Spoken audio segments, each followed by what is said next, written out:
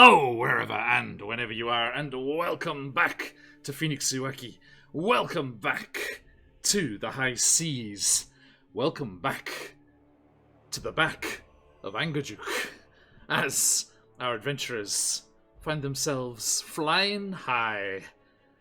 And speaking of flying high, this is the finale. This is the final session of our 3-day, 6-session elevated access charity stream, providing access to the medical treatment that some folks unfortunately are denied in their states where they live, flying them where they can get access to such things as the abortion treatments or gender affirmation treatments and things that they need, which unfortunately are stigmatized in all the wrong ways in several places. But wonderful people like Elevated Access are working hard to give everyone the access they deserve, the rights they deserve. And we, this week, have been trying to help that as much as we can. And as much as we can, it's quite a lot thanks to you, wonderful people. Look at that. $1,780. Whoops all crystals, unlocked. Whoops all pets, unlocked. The final milestone sits at $2,000. $220 away. We have a few hours left. Can we break that final barrier? Can we give you, the wonderful people who support us so much here on the channel, the ability in our followers Discord to steer this ship, if you will, as you vote on the next campaign to be on QuestJunkiesUK after what we have planned. We do have one already in the pipeline, I should say, but it is a short one. Now, that is our last milestone, and I hope that we do reach it in this last session. If you would like to donate, this is the link over here. We are supporting the fabulous Elevated Access, and you can also do it for yourself if you want to be get some good loot, as every good adventurer does. You can also influence play in the game as well, with all sorts of options with your donations. That link will take you right to that options page, and you can see all of the shenanigans. All of our adventurers here are without inspiration crystals. There is nothing to help them. They're all alone in the wilds of space, cold, frightened, and very, very danger, lurking around every asteroid. Very, very danger, apparently. I have been in Japan too long. Okay, losing the ability to speak. Okay, sorry everyone. Excuse me. Now, if you were curious about that loot I mentioned, look at all of these wonderful people. The fantastic folks at Trollord Games, Hero Forge Minis, Ice Cream Dice, Dan Khan, Phoenix Dice, DM Charlie Gaming, Nathrax 3D Minis, and Vexed Vending have chipped in lots and lots of fantastic prizes. Every $5 donated gets you a ticket in that prize draw, which we will be drawing at the start of next week and sending the good news to all of the lucky winners. And just for being here, if you keep your eyes open, at some points, various points during the stream, a little message will go swimming by in the chat over there from our good friend. I see a donation. Thank you so much. Paul Plays RPGs, thank you so much, and good luck with the giveaway. The wonderful, wonderful Lauren Obo and those fine folks at Idle Champions of the Forgotten Realms have given us a code for you lovely people to use. Everyone in chat can be free to use it. Grab yourself a free Electrum chest in that wonderful game, and that's valid until the end of next week. So keep an eye for that as it goes swimming by, and grab it for your games there. Now, a couple of other people to say thank you to, my wonderful players first and foremost, including, oh, who dis? Josh, hello. Thank you for joining us. We are unfortunately without Captain Suk, but we do have a local boy jumping in instead. We shall get to find out more about that in just a moment. But wonderful players, one and all, thank you so much for joining us again. I've been looking forward to this for it's been a long, long time, but we are here again and off on our adventures. And all of you wonderful people over in chat. There's lots and lots of you, so I can't scroll up, I'm afraid, but we are very, very happy that you're joining us here today. And we shall see what's in store for our adventurers in just a moment. Now, let me also say thank you to those folks over at Sirenscape.com. Grab yourself a free 30-day trial over there, and you can get cool music and sound effects in your games too. And also, let us do a big shout out to our wonderful friend Emma City Art, who did this beautiful character art for us, except Josh's, which is last minute and official D&D stuff. That's wonderful Emma City Art over there. I believe commissions are open at the moment, so jump in there and grab yourself some beautiful, beautiful art of your OCs or whatever you fancy. And let us also say one last thank you to a different artist. Not usually that we do more than one, but the fantastic Gregory Fromentor is the fabulous artist behind this beautiful, beautiful Imagineering. This incredible whale with the boat on its back, which was the perfect depiction of Angajuk, the Kindari space whale, with the Santiano perched upon its back. And I hope that you enjoy seeing that, and head on over to their Twitter for all sorts of very similar, inspirational, just the imagination on this guy is incredible. Go and check out all of the art over on their Twitter, it's fantastic. And we are going to jump in to our game here as we get things rolling. We have Full Plays RPGs getting that donation rolling there. We are a mere $215 away from our final goal. Will we make it? Fingers crossed. Let's see, let's see. Now, my friends, last time we were here, the first time we were here in the high seas, this is only session 2, but it's only a 6 session 1, so not long for this world, unfortunately, as our adventurers were not long for the world of Toril, as they escaped from the goblin pirate camp on the Isle of Tetris. It's real. Jump in the Forgotten Realms wiki and look at it for yourself. They exploded their way out of the goblin pirate base and took to the seas off the Sword Coast as they were escaping and resting with the other sailors and merchants that they rescued from those prisons. They were becalmed, but another ship was not similarly afflicted as the Santiano came churning through the waters towards them, sails furled, no wind propelling them, because our friend Angjuk here was lurking beneath the waves, and our adventurers met the fantastic Jebediah Thunderflash, captaining the Santiano from very, very far away. He has travelled so very far to be here and meet these people sent by the ever-manipulating, ever-busy Arafor Tan, getting all of those fated ones in the right place at the right time. And they met with Jebediah, and he told them of a ship called the Compassion Concord, and their reputation of rescuing people and finding people that needed to be rescued was ahead of them. And in this instance in particular, as Beatrix was in possession of a very special compass that points to one thing and one thing alone: Phoenix Stone. But it was not complete. A lump of Phoenix Stone was missing from the housing on the top of the device. But our Storm Cleric, Captain Suk, stepped forward, and what to everyone else appeared to be a mere lump of coal was, in fact, a disguised piece of Phoenix Stone, and he placed it, and it fit perfectly in the housing, and while still moving erratically and unpredictably, the compass did seem to find a certain amount of calm and purpose with this completion.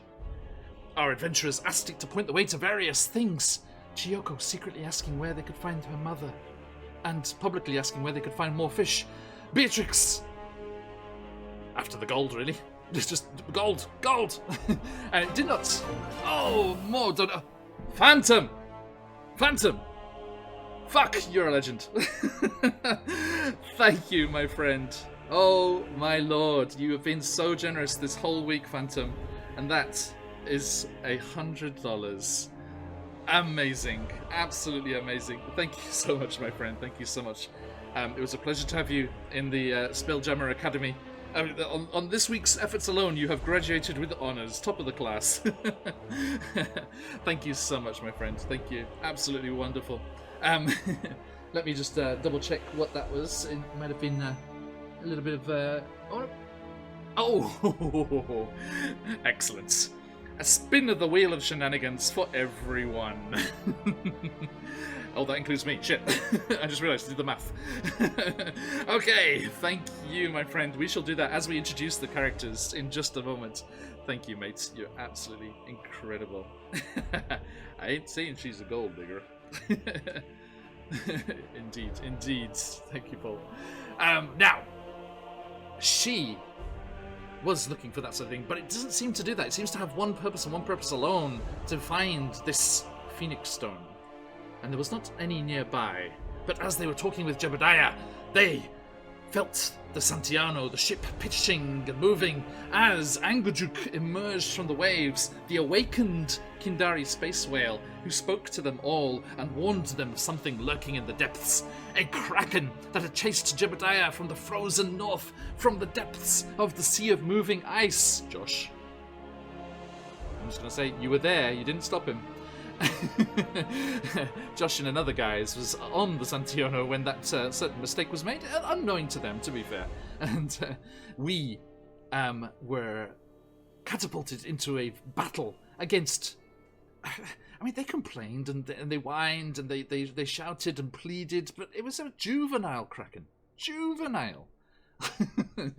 Anyway, the tentacles flew, the spells were flung, the swords were swooshed, the kitty was angry, and when all appeared lost, Chiyoko being drawn inexorably towards the kraken's beak, a golden shimmering light beamed them from their various parts. Ayo from off in the ocean where he'd been flung away by the kraken, and everyone was beamed to the deck of the Santiano, and as Jebediah Thunderflash was scooped up and pulled towards the kraken's maw, he pulled a horn of black powder and a fistful of elixirs and tonics from his belt, and as he impleaded the oozy friend, the first mate on the ship there, one Glabagool, who has emerged from the Underdark and into our story as the Plasmoid, first mates of the Santiano. As the Plasmoid was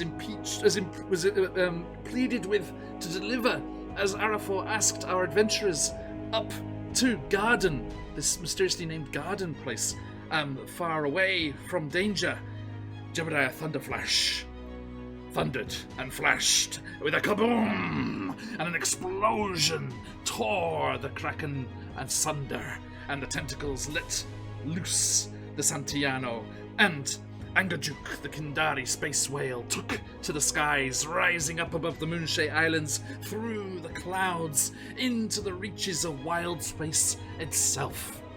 And that is where we left our adventurers with their surprise right-hand turn, 90-degree turn into a Spelljammer campaign, which they did not know about. And as we have become a Spelljammer/Radiant Citadel campaign, the previous introduction, Patch, wonderful, beautiful work as always, as it was, didn't quite seem appropriate, did it now? So, for the first time on a live show here, our folks in the Discord have had their sneak peek, as they are to do, but the High Seas intro got spell-jammed. So everyone, join us, help out this amazing cause, donate if you're able, and let's take to the High Seas.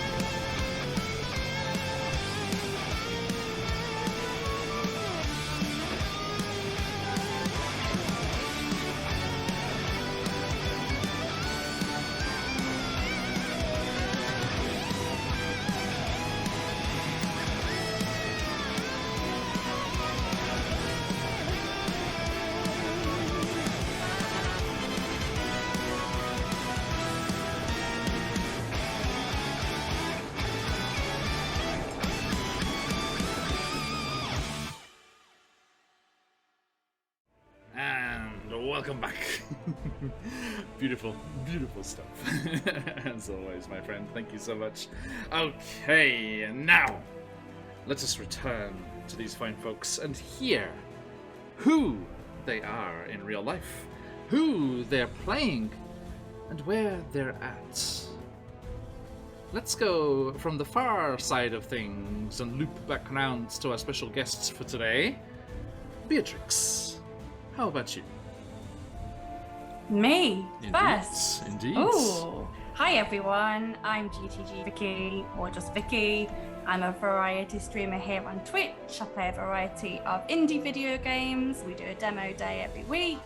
So if that's the sort of thing that you want to watch, come on over to my channel. And today I am playing B, a gnome artificer. I'm an artillerist and I just like to make things go boom. And today I have a bit of a sore throat, so we'll figure that out. Indeed, bit of a space allergy. Okay, Yeah. moving on. The creator of that JAMA intro, quote unquote, from Baron Dragonborn, welcome in my friend Ayo.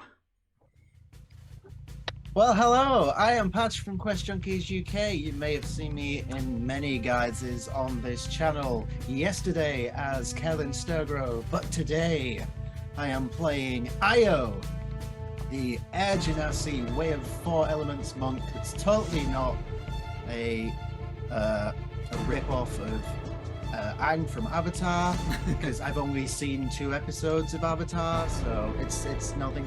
It's not that. Copy. Now he's a little sore.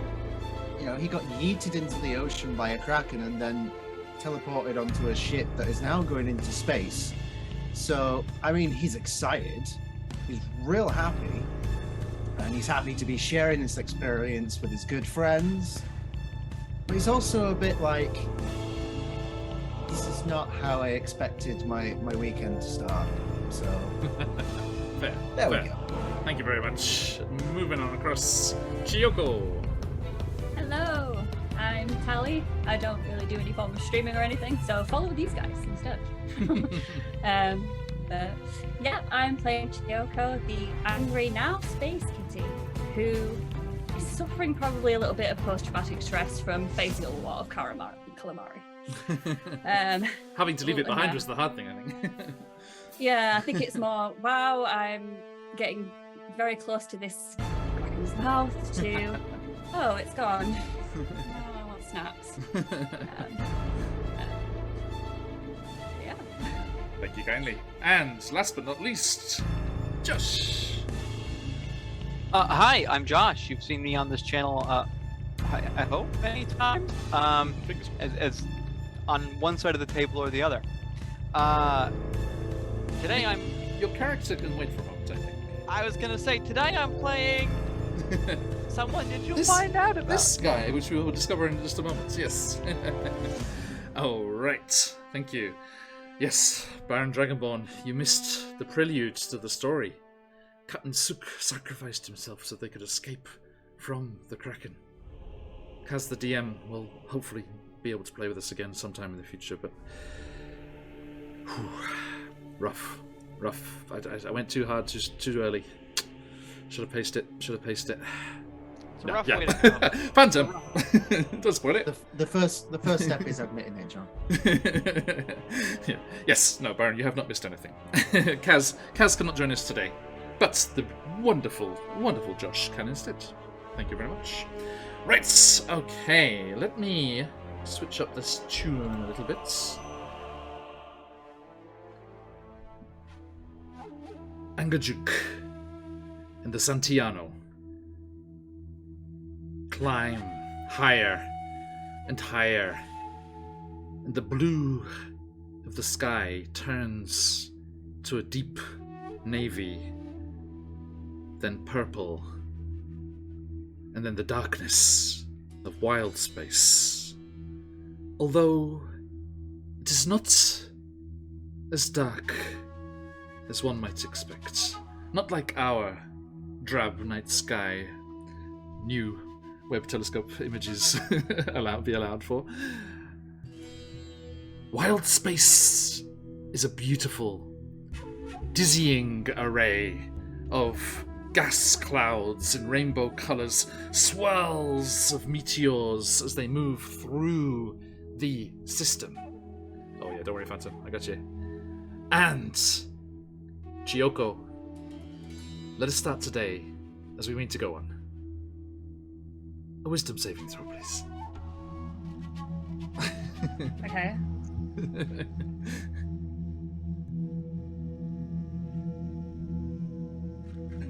I do need a Wheel of Shenanigans emotes. Yeah, you're right, Phantom. Oh, 3. Fantastic. You know those kind of like more kind of old-timey cartoons where the scent of something would like lift a character up and they'd like be floating along, pulled along by their nose. You've seen those, right? Amongst the dazzling display of cosmic dust and planetary bodies moving through the depths of wild space, you see other Kindari whales up there, beyond the limits of sight, not visible from the surface even at nighttime, but here, up alongside you, you see schools of Kindari swimming with their young tucked under a flipper as they glide effortlessly through wild space. But Chiyoko, amongst them and around them and swirling are vast shoals of wild fish, glinting in the solar light, their scales, their tails beckoning. With a 3, you leap from the cat's nest as a flurry of silvery space fish darts by. You reach out, realize what you've done, miss the space fish, and starts to plummet off the side of the ship. Ayo, Beatrix, you see Chiyoko hurtling over the edge. Chiyoko. Io's gonna cast Levitate on Chiyoko. But Ayo, which way is up? You cast Levitate. Chiyoko accelerates past the edge of the ship, hurtling towards the bottom. And you both gasp in terror and horror. Until you hear Glabagul's voice. Give it a moment. And you wait nervously. And you hear. And Chiyoko spins beneath the ship, beneath Angajuk, and up the other side. Chiyoko, you do a full orbit, and you clasp onto the mast just below the cat's nest as you come flying by one more time, your paws in the rigging. And Glabagul explains the physics of wild space. The gravitational plane which runs along the center of Angajuk's mass, being drawn in from all sides, below and above.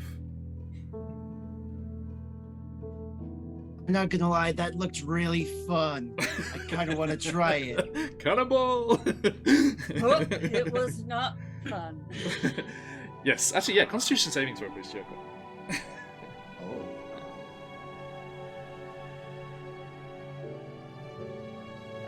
23. Okay, yes. You did not lose the little calamari you were able to grab from the giant kraken.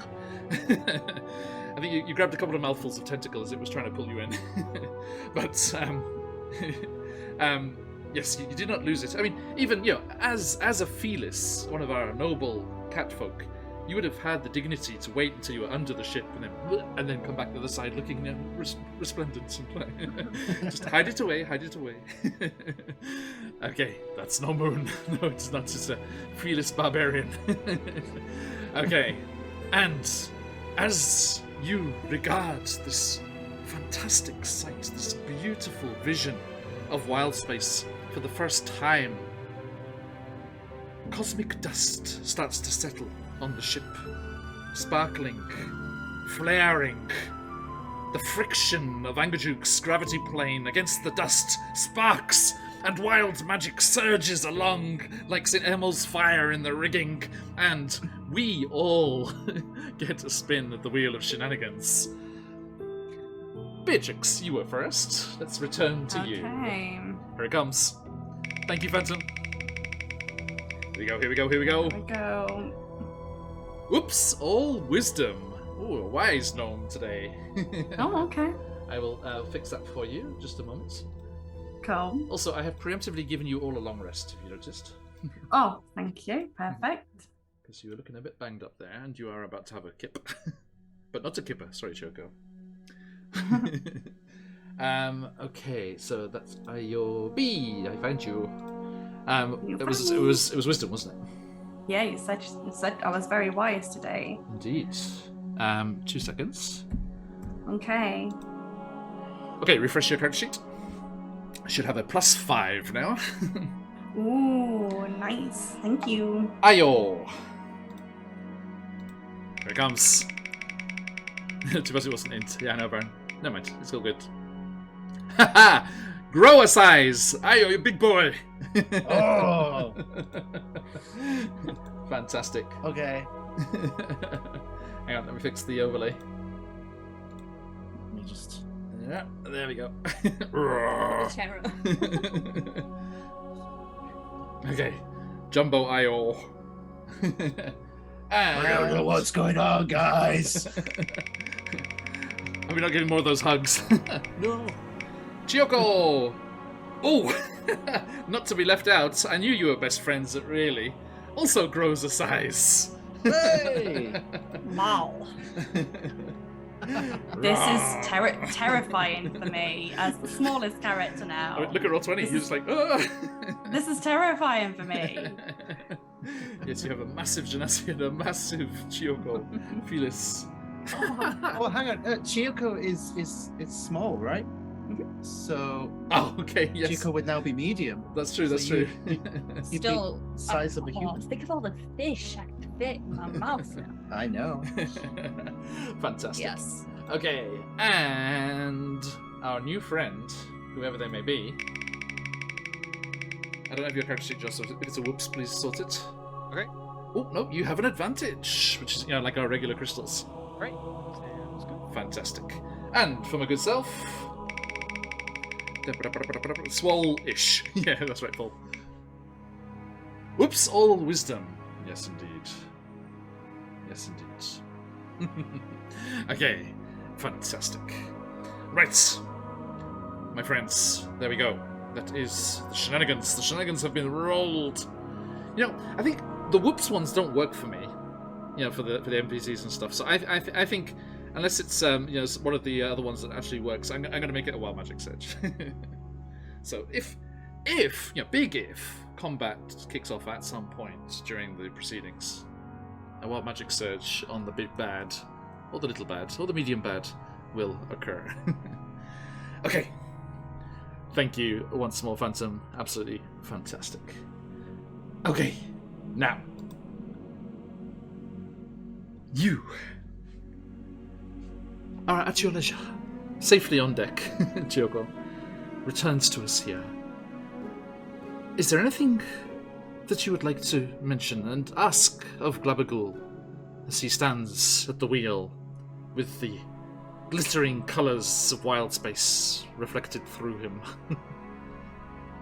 Do people normally grow in size like this? I mean, I don't mind it. It's just a lot.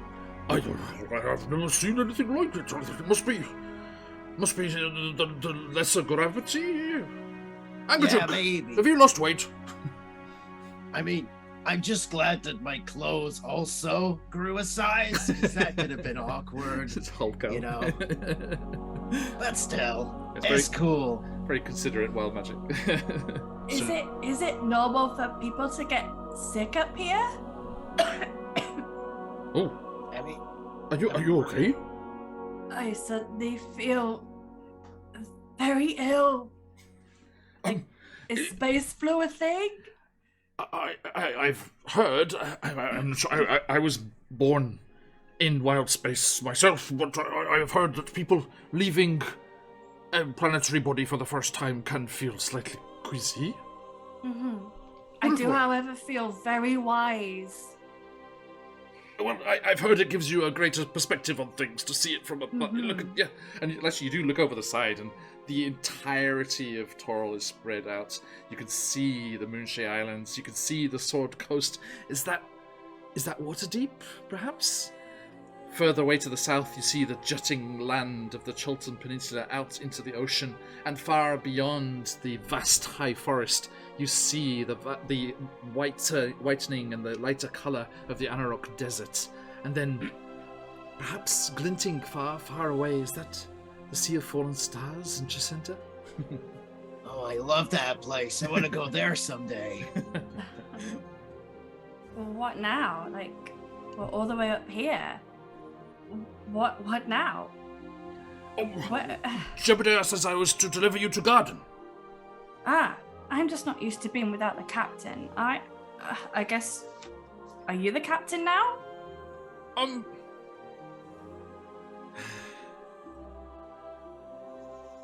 A ship needs a captain.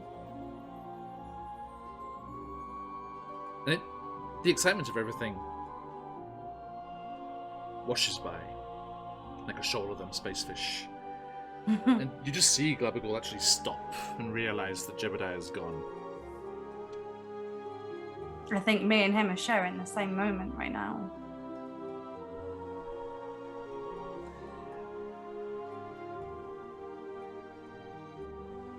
He gathers with the other crew of the Santiano. There are several. Along the edge of the deck. They look back down to the ocean far, far below. And doff their pirate hats. Where's my pirate? Shall we do the same, guys? Asuk? They doff their pirate hats. And look solemnly down. Doff your goggles. That's all I have. Appreciate it. And Santiano continues. Glabagos, well, the best thing we can do is honor his last words. I must get you to Garden. I must get you to Arafor. Well, Yeah. let's do that then. That sounds like a great plan. We honor the captain's final command. Yeah. And he turns. Captain Suk, would you do us the honor? And Suk looks worried. He's like, I'll need to study your charts.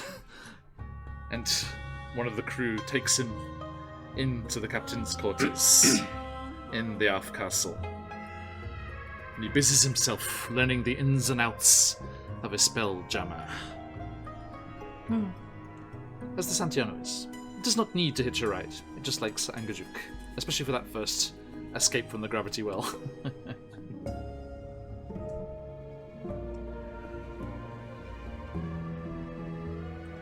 You are free to ask any questions, or simply pass the voyage, marveling at the wonders of wild space as you approach Garden. I imagine. I will definitely be marveling at things. I imagine at some point, Chiyoko and Io will probably try and take advantage of the new size thing, and at some point we'll be up the cat's nest with Chiyoko on my shoulders and seeing if we can get in range of any passing space fish. Oh, definitely. Yeah. Sorry, I'm a little distracted at first though because I want to ask what this garden is. You say that you asked Glabagal that? Yes. Okay. So yeah, you clamber up to the Aft Castle one time when the chance presents itself. Glabagal's there and he turns. Oh, young Felis, you seem to have grown in confidence after your swim, shall we say? Yes, and bigger in size. Oh, better to eat the fish. I've been working out. What can I do for you? You mentioned this place garden. Oh, Where exactly is that? What is it? that away. We're heading towards it. It's going to take a short while. It is one of the larger planetary bodies of this X section of wild space. This particular area is called realm space. And there are several planets.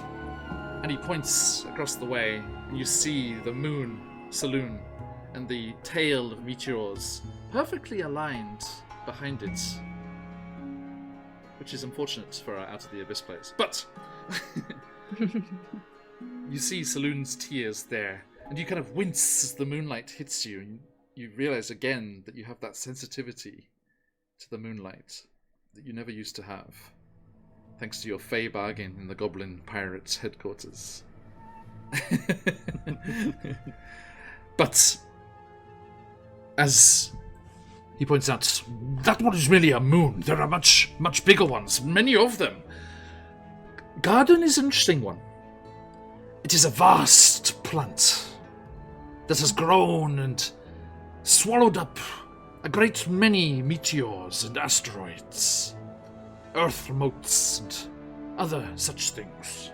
Some of them are big enough to have their own little systems of weather, and there are rivers and several ports, most of them very dangerous. Lots and lots of pirates. But there is one called Safe Haven. The pirates were driven out quite some time ago. The enslaved space hamsters were liberated, and the blankets flew from the masts. But I digress. Point of interest. That is what happened in the first ever offline, unstreamed one-shot roulette. And that place is safe to come and go as merchants and things. They are guaranteed safe passage, as we will be. Apparently, Arafor Tan is waiting there. I've met him once or twice. Charming fellow. Big beard. Angry bird. Don't eat it. Along well. Do not eat it. It will not sit well with you. But he's a fixer, if you will. Sends all sorts of adventurers off on different things, saving the world countless times. Goodness knows what the place would be without him. He always seems to know where to find them. The right people at the right time, the right place at the right time. I forget what he says, but yes, he plucks them from various places and hurls them into all sorts of adventures.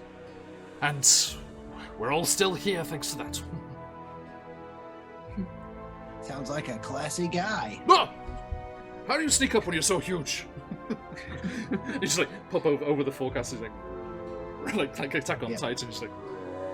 Yep, totally. Over the shield wall. I'm gonna have fun with this. But I'll look forward to meeting him. Yes. And Yes. trying not to eat him. Please, yes. A whole gnome? Good gracious. I missed out on fish. I'm hungry. Don't doubt the digestive system of my good friend Chi-Chi here. You are bigger, but so am I. We'll get your kneecaps. Yeah. Okay. Love you too. Now, while this is happening, I've taken some time to sort of take some notes, and I think I'm going to write to my parents. I don't know if the letter will ever reach them, but I like to write to them anyway and let them know of my adventures. I'm just taking some alone time to do that. Wonderful. So Phantom Enchantment. The bright one over there is Exandria. Nice. You spend your time on the ship talking about wild space and this place beyond it called the Astral Sea. And unfortunately, the crew here doesn't know anything about the Compassion Concord, or that mission in particular. Just what they're familiar with, their journeys through the Astral Sea and wild space. And they warn you about some of the dangers as well. There are some nasty creatures lurking out here, it seems. They always get very nervous when they go past a field of asteroids, that one of them might be a meteor crab, lurking, unrecognizable for what it truly is, looking like a natural rock until you float too close and it unfurls its spidery legs and reels you in. You rest, talk amongst yourselves, and on the morning of the third day, an excited Glabagul hoops and hollers from the deck as Garden has come in sight. You clamber up onto the forecastle and look at the dark smudge that blots out some of the other lights in the sky, in the wild space ahead. It looks like a normal-sized asteroid. Oh. Until it doesn't. As you get closer and closer, and it grows and grows, and you realize just how vast this plant is. You see the tangled trunks and branches, leaves as big as ship sails flapping in the astral wind. You see cascades of sparkling water as waterfalls jettison over the edge into space, dissipating into mist as they're pulled round the gravity well of the entire body. You see large rocky outcroppings of the various planetoids and things ensnared in Garden itself. And you see creatures, Kindari space whales, shoals of fish darting in and out of the boughs and the branches of the plant itself. Other spelljammers coming and going, some somewhat furtively. You're not sure which port they came from, but Glabagul is heading towards a glimmering jewel on the side of one of the largest planetary bodies trapped in the branches of Garden, Safe Haven. And you can see a great other number of spelljammers, all sides, a lot of them looking like insects and fish. There's one that looks like a squid with the tentacles forward. You look a bit worried for a moment, and then you see that it is manufactured. There are windows in the side and figures on the deck. You see a group of manatee-like creatures grazing along the edge of Garden, nibbling at the leaves as they effortlessly float through the space. And as the Santiano and Angajuk come slowly descending down, you see the stacked buildings, the pulleys and the water wheels, the lifts and the terraces and balconies and the windows reflecting the astral light from behind you, and the various shining bodies of wild space as you see Safe Haven ahead of you. Santiano glides down to one of the jetties jutting out from the side of this strangely vertical town. And the sounds of the dock rise to meet you as a multitude of folks, races you're familiar with, elves, dwarves, others you are not, large hippo-headed folk.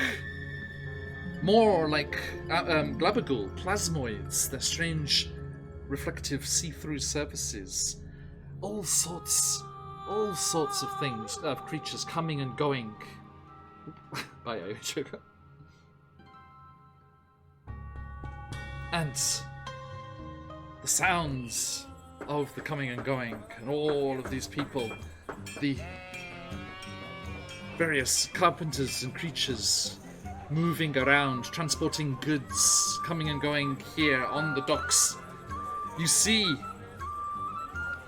wagons, small, almost chariot-looking things with big flared wings off the side as guardians proudly drive along the edge of the docks, their winged helms resplendent in the astral light, and their blonde braided hair and long moustaches flapping behind them as their chariots, drawn by giant space hamsters, glance along the docks. Out of the way! Out of the way! This is amazing! Oh my god! I They must know, be right? master craftsmen, master engineers here. Oh, this is better than I could have even imagined. Wow! Oh, we're having fun today. Watch where you're swinging your hands. I owe Oh, sorry, it's taking some getting used to. I always wanted to be tall.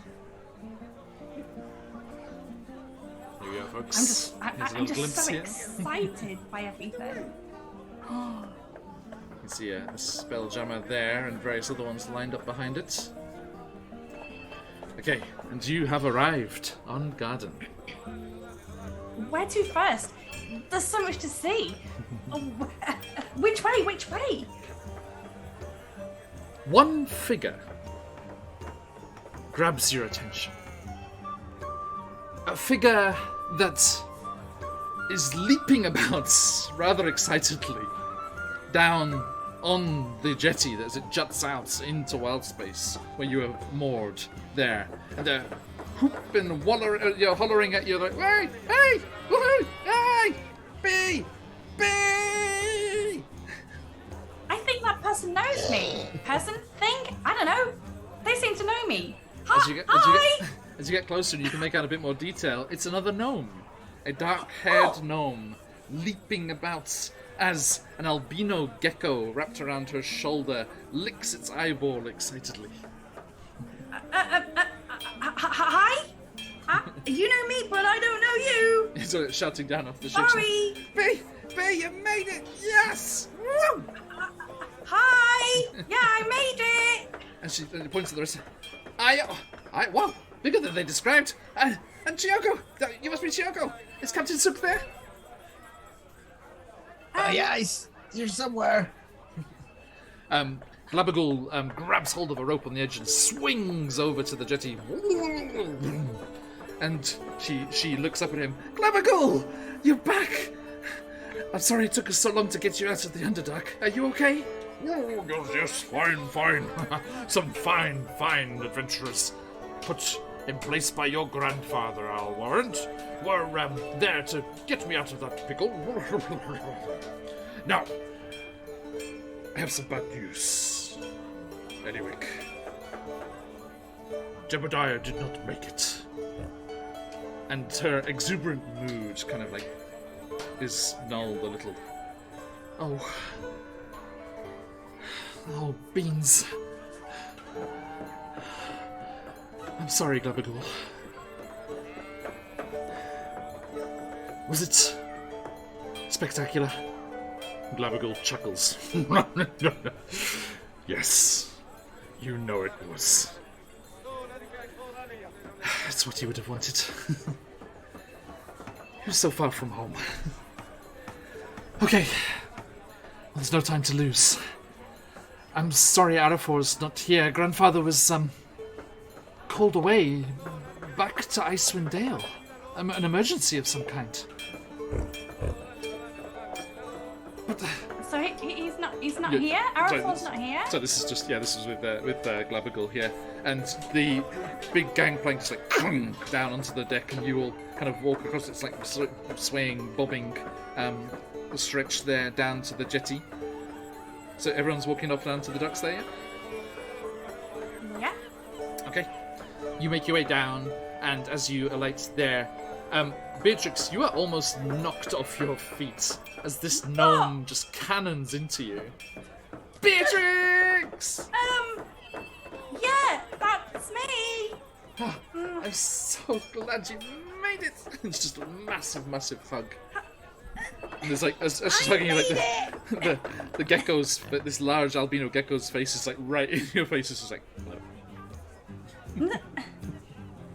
You might want to stay back a little. I think I've got space flu.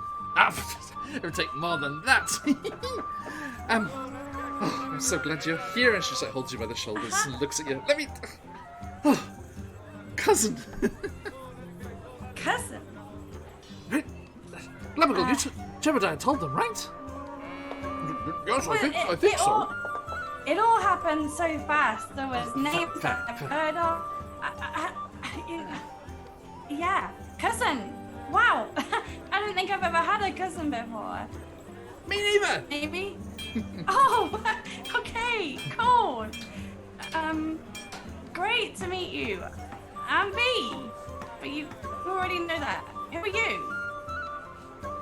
I'm sorry. I am Eliwick Tan. At your service. Oh, and who's your little friend? This? Oh, why, he doesn't have a name. He's his own creature. Cool. Hi. I just wave at the gecko. So I'm trying to find a picture. I didn't grab one. I meant to grab one. There That's should be okay. there should be a picture which I'll be grabbing from Wild Beyond the Witchlights, by the way. You said your surname was Tan.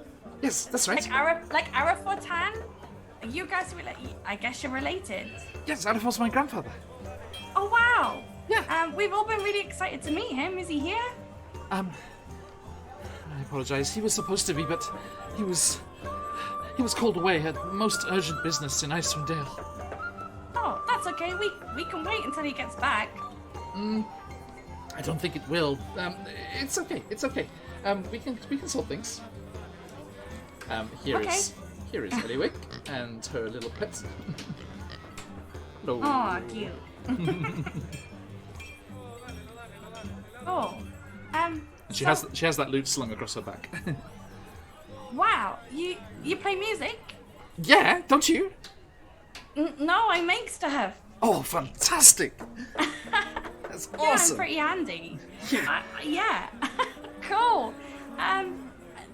Everything looks amazing here. Like, everything's so big. Isn't it? I It love must have, this like, place. some, It's so cool.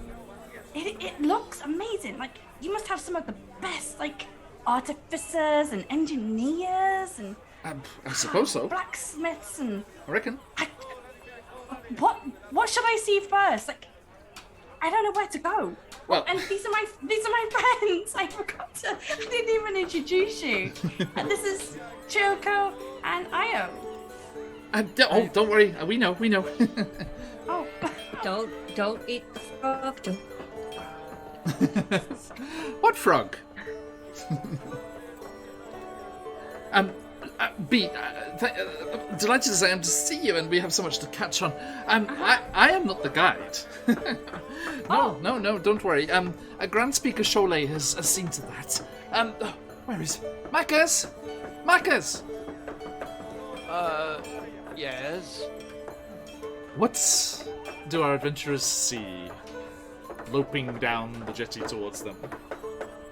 Well, much as you see in the picture here, you see a lizard folk with a, well, I suppose it's on his back right now, a more carapace shield with a small tree kind of carved into it, walking forward in some green scale mail. He has a nice little yellow fin popping out the top of his body, and he comes down and says, "Yes, that's me." Everyone, this is Macas. He's local. He knows Garden better than anyone. Well, not this part of Garden, at least. But... Oh, but we won't be sticking around here too long. They'll be off into the jungle soon, right? That's the plan. Yes. And Eliwick just grabs your elbow, like scoops her arm through yours, Beatrix, and Chiyoko through yours as well. Come on, let's go! jungle. I heard jungle. No. I never been in a jungle before. You're huge. I thought it was perspective, but no. And you're Yeah, the this is biggest a- this is fetus a- I've ever seen. It's a recent thing. We're just acclimatizing, so to speak. Chiyoko, she looks you right in the eye and says you're the biggest fetus she's ever seen. No, a little bit bigger, I suppose. Well, Yeah, normally she's a lot smaller and really cute, and I'm gonna stop talking. She's looking at me with that look. Mm-hmm. Okay, sorry. well, it's a pleasure to have you all here. Marcus, clear the way, would you? Yes. And he just like makes some plants come out and just makes people really uncomfortable for just a moment, so they all walk away. Wow. And Marcus, you know to lead them through the crowds of merchants and pirates pretending to be merchants and other people on the docks here of Safe Haven towards the tap room of the Heave Ho.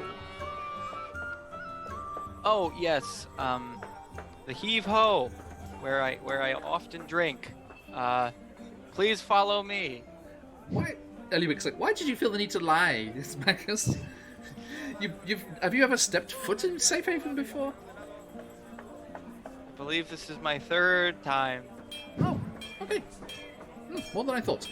Come on then, let's go. Come on, B. How's Auntie and Uncle? Yeah, great, actually. Same old, I guess. I mean, I don't know when the last time you saw them was, but yeah, same old, I love your hair and the goggles. Oh, Oh, thank you. are these gloves? Did you make them? Oh, no, my that's a father made them. Space cold. Oh, yes.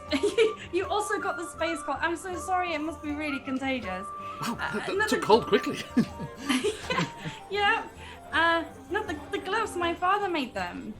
Well, we kind of made them together, actually. That's They wonderful. help You with did my excellent hands. work. It's amazing. Oh, thank you. Just wait till you can see what I can do with them. Oh, But are you please. sure this guy, does he really know what he's doing? Well, yes, he's one of the finest jungle guides in all of Garden.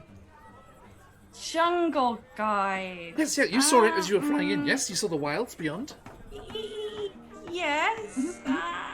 You do know that I'm from a really small little place, and I'm used to being on the sea. It's okay. You're with this giant I don't person. really- He points at Ayo. Hello. Yeah. Right? I guess so. Yep. But And the mighty Chiyoko, a barbarian. And Chiyoko, as she looks at you, that her smile kind of fades just a little, and her eyes linger on you. And she kind of like shakes out a bit. Now, B, come on, let's go. It's so wonderful to oh see wow, you. yes. Let's go. She just drags you in the wake of our friend Marcus as he plows his way through the crowds towards the heave ho. And you all follow in. And as you push through, just looking this way and that, full on starry-eyed tourists in this amazing place. There's a big as a giant space hamster just gallumps past. It evil eyes you, Chiyoko. So fluffy. I tried to I touch accept it, the and then- challenge. You have to be careful of those. And you make your way past through the comings and goings. A space pig comes grunting on by, and it's great. Just stick space on the front of anything. Space bacon. Space pig. Ooh. And We're you going to see the space bar for the in space. front of you a dilapidated, heavily leaning. I don't know. Chiyoko and Ayo probably know it. You know that pub in York that's like it's like sagging in the middle. It's like one of the oldest buildings in the city. Oh yeah. Right, yeah, it's yeah. like, it looks like that. Sorry, very specific reference, everyone. Excuse Amazing. me. Just the cross beams of this building are just like bent towards it as the weight of history and stories of this place are just weighing it down. But it is lively. You can see light beyond the windows, the panes of glass there, and the sound of music spilling out and whoops and hollers from inside. It sounds like there's a party going on almost. And Marcus, you duck through the door, and the others all follow in. And how big is the door? you're okay. you have to duck. You do have to duck, but you are okay. There we go. I don't think I have to duck. I No. just walk straight in. Yeah, Yep. absolutely. Marcus has to duck a little, but not too much. Mostly because of the spears on the back. And you all dip into the space there, and as you come in, you see a wide open area. The center of the room is clear, but all around the edges are tables and benches and nooks and like booth seating here, and all sorts of people are all crowded in there enjoying drinks and food. And you see a long bar counter across the far side, and lots of people leaned up against it. One fella looks very out of place and nervous, but he smiles when he sees Marcus and the rest of you arrive, and kind of nods at you, Marcus. Professional courtesy. And you look around, Marcus. Where is Grand Speaker Cholet? And you see why Ariat, the head shield bearer, it looks so nervous as you see the Grand Speaker swirling and twirling in the middle of a knot of dancers in the middle of the dance floor, the open area in the center, as the music plays and they spin around each other, linking arms and waltzing this way and that, making arches and then dipping through. And the Grand Speaker is apparently having a wonderful time, and Eliwick sees that. It's like, B, look! Dance! Oh wow! The head shield bearer, Ariat, quickly makes his way over to you all.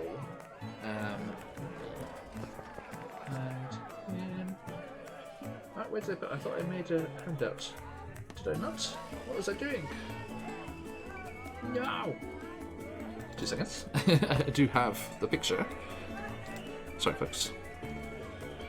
The cursed day job getting in the way. Okay. Cursed day job, ain't that the truth? Just wanna stream all the time. That's the life. Hell yes. Yes. Okay, there we go. This fellow comes across. He does not have his bow like this. He's like moving across the bar, ready to shoot. But no, the bow and arrows are safely tucked away on his back. But this fellow with this nicely embroidered clothing and the shaved sides on the head comes over to you all. You are the ones that we seek. I think that's them. And Eliwick, yes it is. And he kind of looks up as you kind of stooped under the ceiling there, just like up against the ceiling. And he nods. He's like, and he pulls himself up straight. I am Ariat, head shield bearer.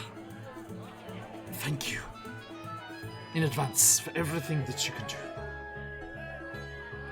It will be our pleasure, I guess. And he looks kind of ruefully off to the side, and he says, Head Speaker Cholet will be with you. Just a moment. B. Eliwick will try and pull you onto the dance floor. Yay, let's go! It's like, I want to dance! I Woohoo! knew it! I just knew it! And you just like both go spinning into the crowd together. The gecko's just like, luckily they've got those like good suction cups on the feet. And it's like holding on for dear life. It's like, just like spinning around, and just twirling into the space there. Ayo, Chiyoko, what are you doing? I mean, I'd like to dance, but I don't think there's room for big old Io on the dance floor. Anyone trying to convince me to dance, I'm just kind of walking away. Choco, come on! Ayo, you should come, it's so much fun! Whee! You're a fantastic dancer, B. thank you. Yeah, I don't really know where I get my moves from, really. I just do stuff. Runs in the family, I Yeah. guess. I guess so.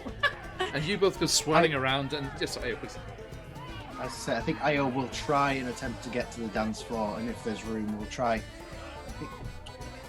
Io's never really danced before, but will try and come up with their own interpretation of dance through the acrobatic fighting styles of which he's used to. An Without obviously interpretive dance. attacking Interpretive anybody, dance. but you know, Awesome, will awesome. attempt to dance. Okay, B and Ayo, could you make me a performance check, please?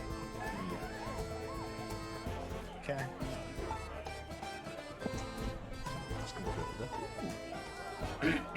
19. Nice. An 8. Oh dear. I guess my freestyle dancing is not to be desired. I think Eliwick is just twirling you around too quickly. You said lose balance. I mean, yeah, my hair's come out of its buns and everything. You're spinning around there. Ayo should do the cabbage patch. Nice stack, nice. Good to see you. As you're spinning around there, the way that you are twirling through the crowd, Beatrix, you and Eliwick, you do come up into the set. Like, people are changing. Like, it's like a Kaylee, right? Everyone's changing groups and switching partners and things. And you end up in a set with the Grand Speaker, Cholet. And she looks down. You see her. She's got these long, flowing crimson robes on, and there is a beautiful brass stitching across the diagonal of the torso, and a beautiful yellow sash pinned at the shoulders and hanging down off the back as her kind of dark copper skin and her black hair just like flies as she swirls and reels through the crowd, and the dance just laughing and smiling ear to ear. But when she sees the two of you, she smiles even broader, if that's possible, but stops. And there's a moment where the three of you, Eliwick, Beatrix, and Cholet, are just in the middle. The dance is just swirling around you. Ayo just goes boom, boom, boom, around the back. And she stops. And it's almost like the sound is kind of muted, like all around you. It's just happening, that movie style, right? That way they shoot that, and just the swirling and the dancing is going on, and just this island of calm in the middle. There's focus here, and she smiles down. At last, the prophecy has led us to you, and we may be able to return one of our lost civilizations. Come. How tall is she compared to me? Is she really tall or? Almost double, I'd say. Yeah. Oh no. Here she is.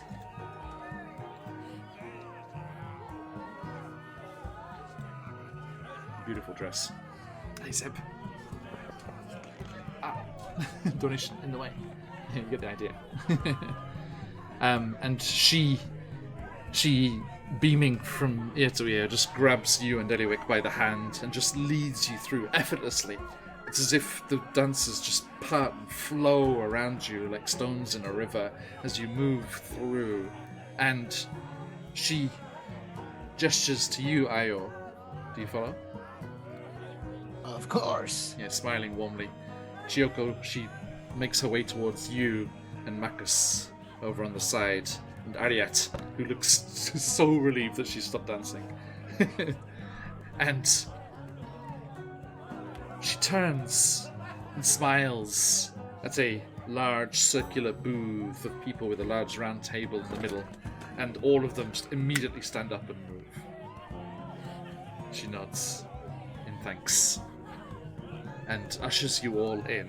Around, you kind of shuffle around the table and get in the back there, and and you are all seated, and her on one end by the exit out into the floor, and Ariat on the other.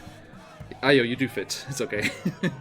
lots of space. Nice roomy booths here, and everyone sits as the heave-ho revels around you.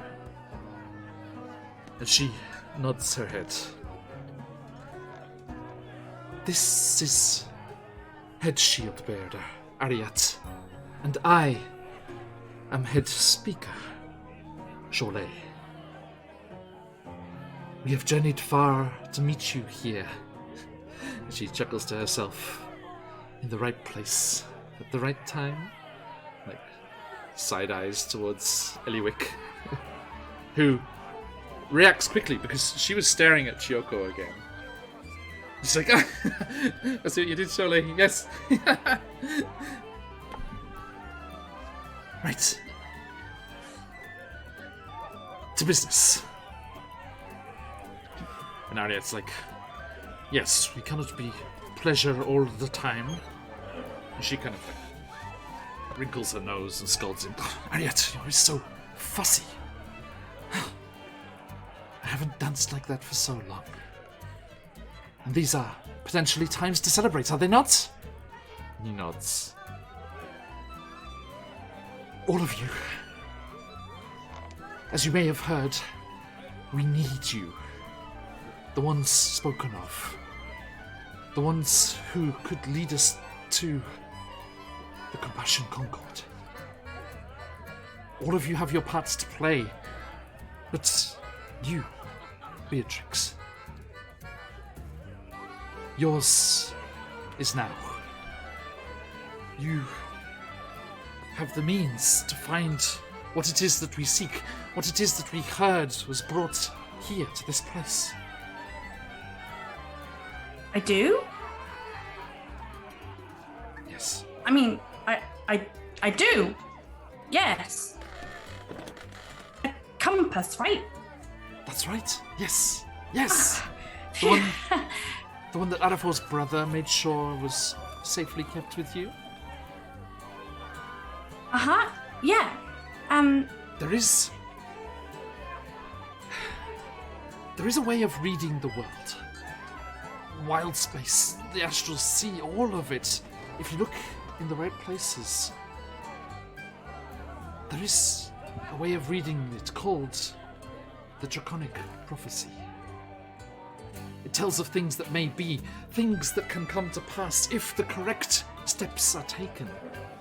And the compass being kept with you, safe and sound, until this day was one of those steps. We tracked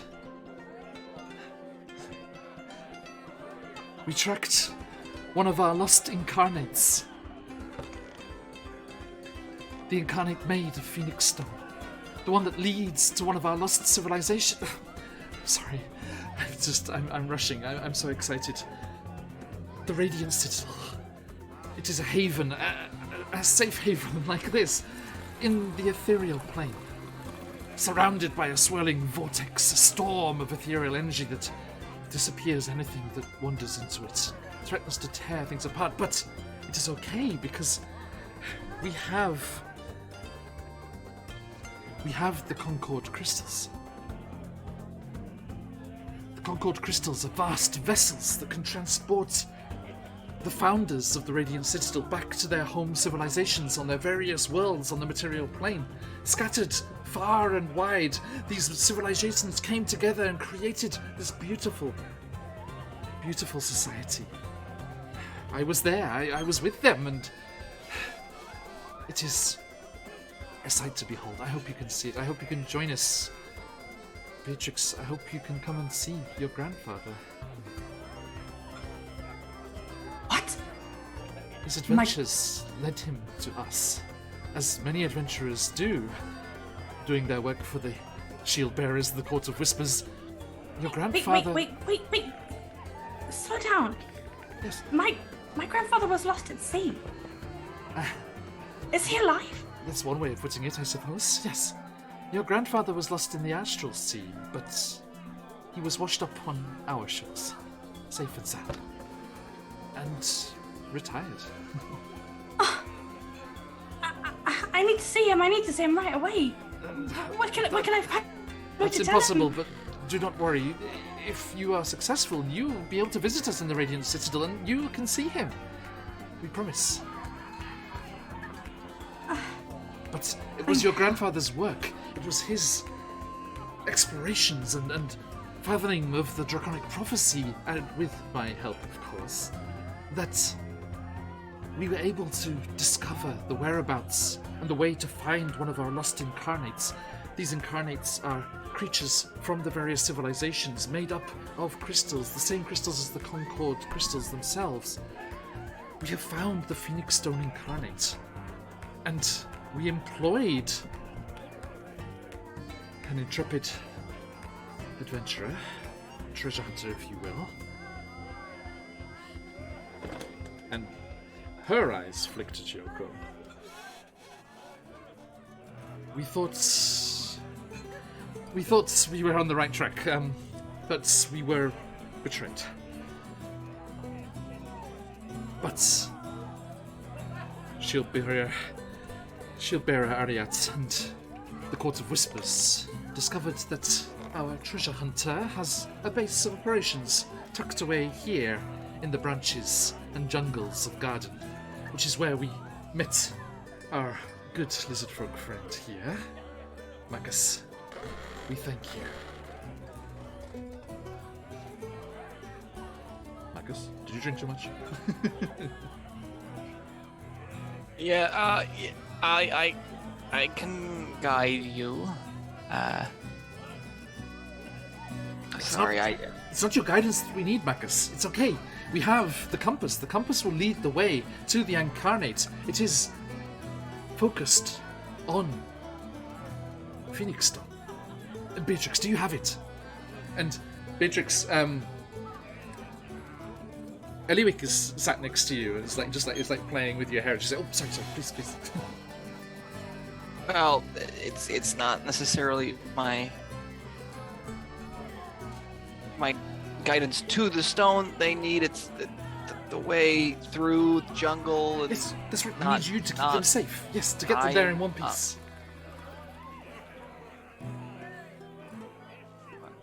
There's 3 of them. You want one of them when we're finished? One piece? It's a telefreight. No, safe and sound. Unharmed. Okay. Sorry, I don't come here enough. I don't understand these idioms. It's okay. Marcus will... He does know what he's doing, right? Out there, yes. But I live in the jungle. I don't really come here very often. You're doing very well. Thank you. I don't hear that very often. Well, hang around with me, you hear it all the time. It's only because you don't listen, Marcus. Your reputation preceded you quite well, I'm sure. Yeah, I'm told it does, but I mostly talk to bugs. Okay, fair. But trust me, if Ariat is okay with you, then it is okay. Ariat nods. Look, Beatrix, do you have it? Please. Of course I have it. You pull out the compass and look at it for the first time. All the excitement of landing and arriving. It is not moving. It is pointing unerringly into the interior of Garden. And if you turn, you kind of move it and swift it around, the needle moves and keeps pointing in one direction alone. Yes! Yes! It is complete. The cleric and the creator together. Yeah. She nods. I mean, at it works. Suku's I mean, here. look, and I just show her that the needle is pointing in one direction. Perfect. It will lead you true. It will lead you to our treasure hunter's base, and you can retrieve the incarnate. And if we have the incarnate, then that will lead us to the Concord crystal. What does the incarnate look like? They are wondrous creatures. They are... Many lost souls come into the ethereal plane. It is a place where they can gather and be safe, at least in the Radiant Citadel. They often inhabit these crystals, and when a great many of these crystals come together from spirits of the home world of these civilizations, they form into these incarnates, linked intrinsically with their own worlds, into the forms of great beasts. There is a panther, a vast eagle, a scorpion, and if your grandfather and Alafor's and my studies are correct, a phoenix.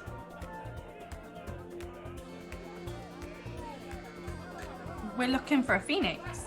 The lost civilization's incarnate is a phoenix of phoenix stone, and this will lead you to them. And if we have them, then we can find the Compassion Concord, the Concord crystal.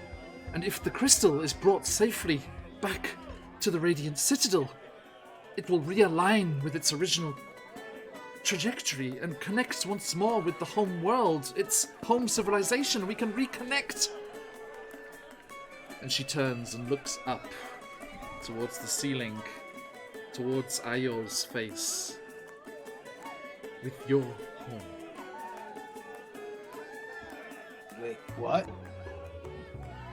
The lost civilization, Ayo. This is your part. You alone can pilot the Concord crystal. It requires someone of that world. For the life of us, we can't pin your brother down. I knew I had a brother.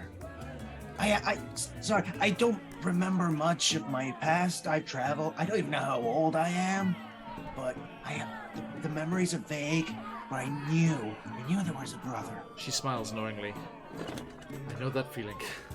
The years, well, centuries fly by. I mean, I've traveled for so long, I never thought to actually look for home. So yeah, Please, let's go. Let's Ayo, do it. if you can bring the Compassion Concord back to the Radiant Citadel, with you at the helm, it will travel back to your world, your civilization, and reconnect us with them. I have been searching since so long ago to find our lost civilizations, our lost missing member states. There are... I forget how many. I think it's 6. There are so many still to find. And this is the first concrete lead we've had, despite setbacks. But it's okay. You are all here. You can all play your parts and deliver our lost brothers and sisters back to us. This has been a big day. It My has grandfather's alive. so much. Io's brother. Indeed. What? What am I thinking? Anyway, drinks. And she's like, Drinks, and she just yeah. like swoop under the table. It's like, and like just walks under the table. Io, did you know you had a brother? Yeah, I have vague memories of a younger brother, but I didn't know if I just made it up or if it was real. He's the biggest ball of energy and positivity I've ever had the pleasure to meet. That sounds like my brother. Oh, Terry. Is that Terry? Is that his name? Yes. I didn't quite know his name. Terry. Well, I'm gonna meet Terry. Yes. Family reunions all around, hey? Beatrix, your grandfather, Ayo, your brother, us with our lost brothers and sisters of the civilization. Everyone. What about Again, Chiyoko? she lingered on Chiyoko as she said that. But looks away again. Did we pick Chiyoko, up what- on that? what's your part in all of this?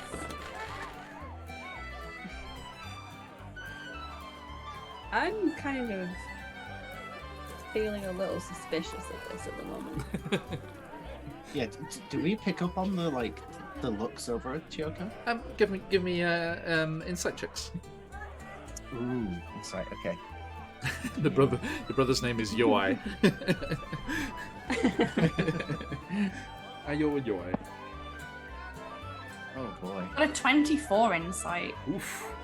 That's good, because I got a 6. Okay, so yeah, Beatrix, you noticed it first when Eliwick was doing it, and I was like right up in your face, and it was the only time she wasn't fixated on you, so it was very obvious. And say again, Ayo? 6, so I'm just like, did you hear that? Cheat, I got a brother! And Chiyoko, you don't need to roll. It was directed at you. I guess I'm kind of ignoring them in a way and just staring back at these people. And the thing that rings in my mind is, yes, you want to study. Tell us about this treasure hunter. Yes.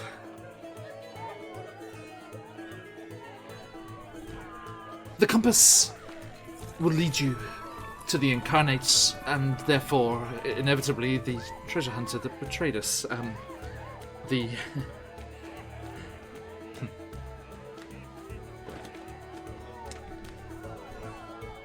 the base, tucked away in the branches and tangles of garden, is called the Secret Garden.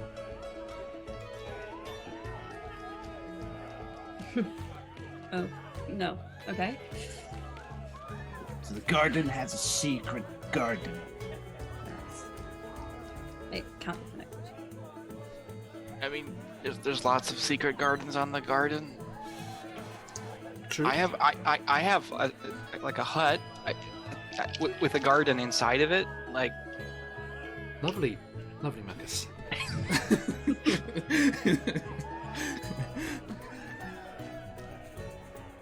I don't think that's where he is. Chiyoko.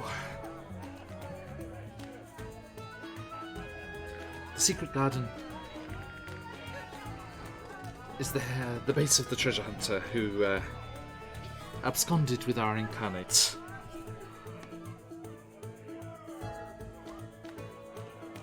The treasure hunter's name is Mika the Merciless. Wait. Mika? Yeah, no. It's why. Do you know who that is, Choco? Yeah, who's that? Mika. Who's Mika the Merciless? The Merciless, I don't know, but Mika. Mika is my mother. What? No. Wait, I'm confused. It's quite I mean- awkward. So, wait, I mean, well, let's think about it. I mean, you're pretty merciless. So, Especially when it comes to fish. but hang on, you're making this sound like that this person's not cool. It can't be my mother. She was far from angry. Got that from my dad. Your mother's experiences, Chiyoko, left a scar not visible like yours. She,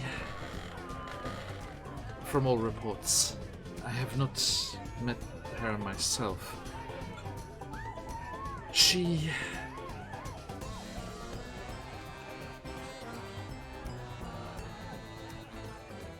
lost her way.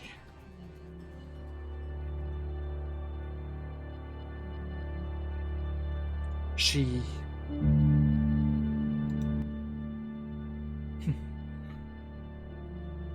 decided if she was to be on her own, then she would make her own way.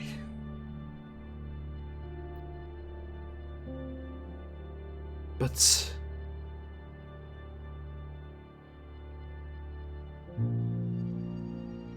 in what little communication we had, whilst not face to face, I did sense something. An opportunity, a chance for her to realize what should be done. I don't think there's too much coincidence in her calling her base the Secret Garden. Am I correct?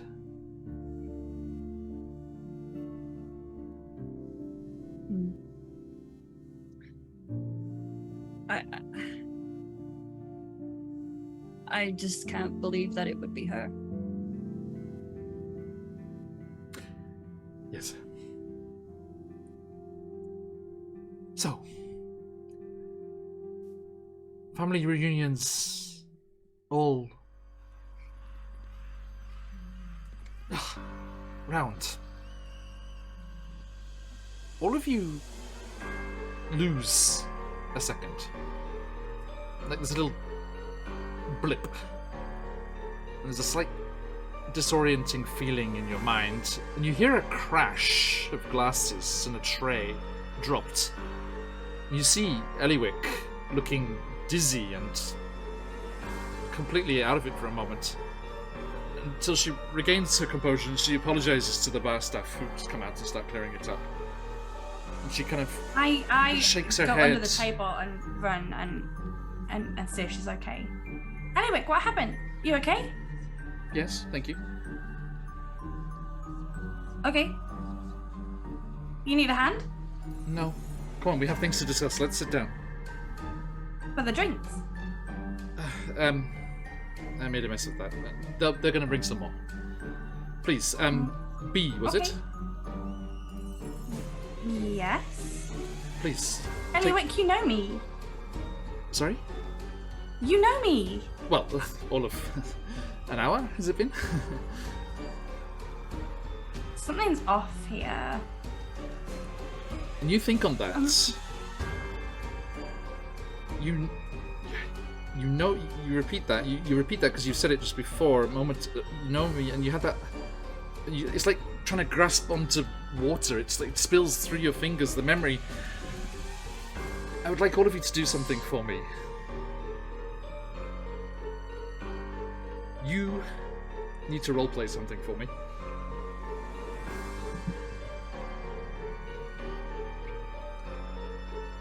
None of you have ever heard,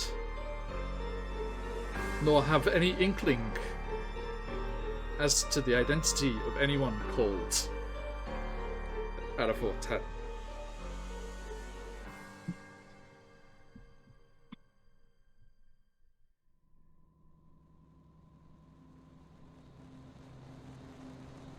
Beatrix, sure, You're like you something- are two gnomes, but that is your only connection with this raven-haired gnome in front of you.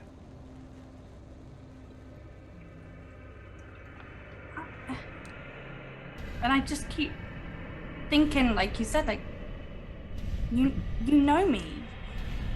I know you. You become less and less sure of that fact. Right? Where are we?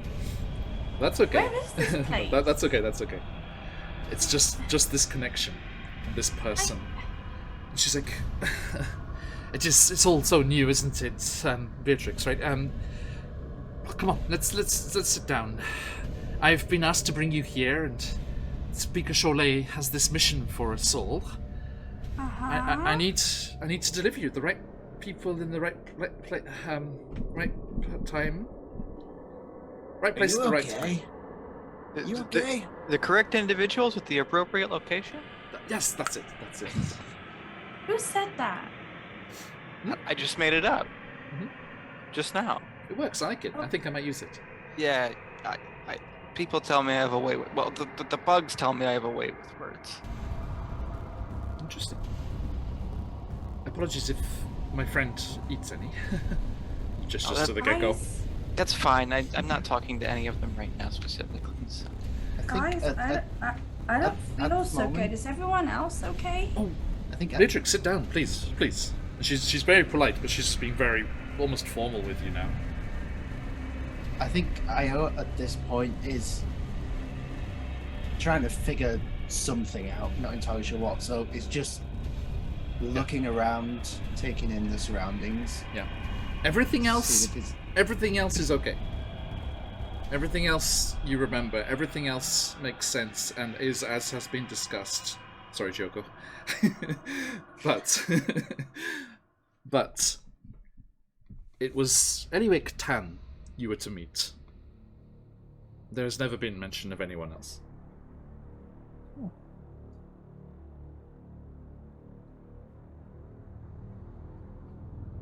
Yeah. Yeah. So, the jungle? Yes, no time to lose, right? Yeah, I suppose no time like now. Mm-hmm. I think is. And you'll kind of scoot in there, and Speaker Cholet looks. Are you okay, Eliwick? She's like, yes. Apologies, they're bringing new ones. And the bar staff do bring over a fresh tray, and place them all around in front of you. Okay, everyone. So, to the chance of reforged alliances and reunited families. She looks at Ayo and Chiyoko. Alone. Not at you, Beatrix. Oh, no, sorry, with your grandfather, she would look at you too. Sorry.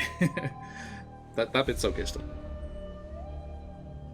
Just the bridge over to Eliwick's side of things. So, follow the compass. Listen to Marcus, he knows what he's talking about. Find this incarnate. Chiyoko, if you can, talk with your mother. Bring her back to us, whatever it is that's happened.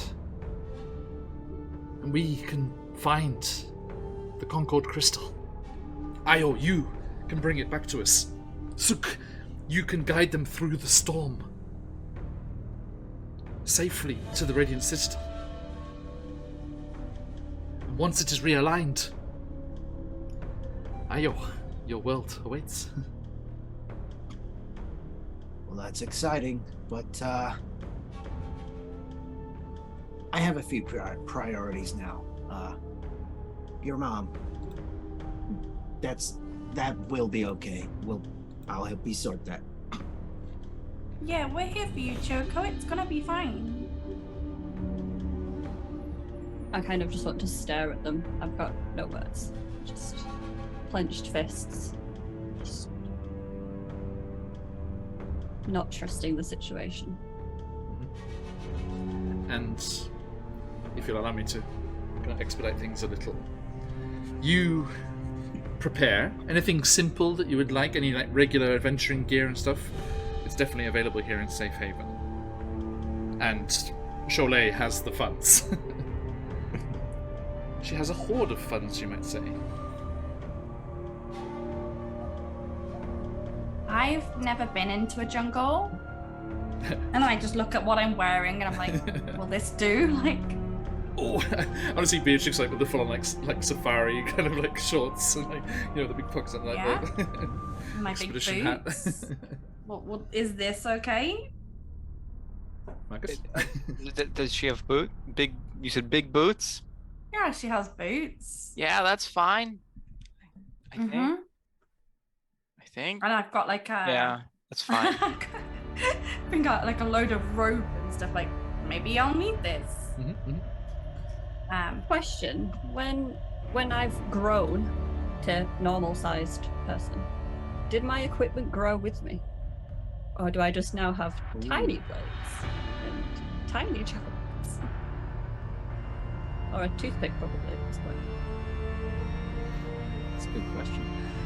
And congratulations to Baron Dragonborn in there, picking up the crumbs that are being laid down there. You noticed that it was Eliwick Tan that was giving the one-shot roulette earlier, not Arafor.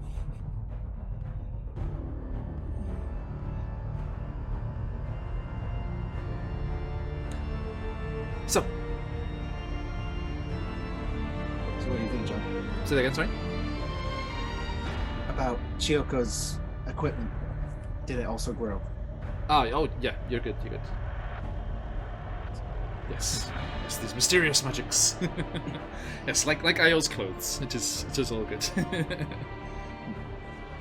Okay, so you prepare yourselves, and you make your way back out into the streets and through the bustling crowds and out towards the outskirts, as there are a few roads that lead towards the interior, but they end abruptly in thick, dense greenery, and you almost don't see it until Marcus leads you around, and you see being revealed almost like a Totoro-esque tunnel into the interior of Garden.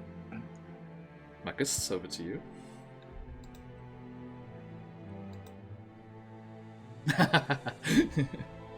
There we go. Had that waiting since we started. Yeah. So follow me. Don't get lost. We might have to travel over one of the viney bark things that are holding this all together. So like if you fall off, you're just gonna like go around it in a gravity pool for like forever. So that's not great. But Marcus, here in the center, that may happen on the outskirts. Here in the center, you would just bounce very painfully off the next branch down. Yeah. I was trying not to tell them that. Oh, I'm sorry. They already seem A person nervous. walking by the street is like, no, that won't happen at all. You just bounce off the branch below, probably bludgeoned yourself to death. Hate that guy. He does that a lot. Does that every time. Are you sure you know what you're doing? Listen, out here I know what I'm doing. Just like, don't ask me to explain it. Just like I can't. Ah, you got the instincts. I see. What, you could say that. I just did. I guess that's true. There you go. Anyway, this is the way you go. Don't trip over that. You'll die.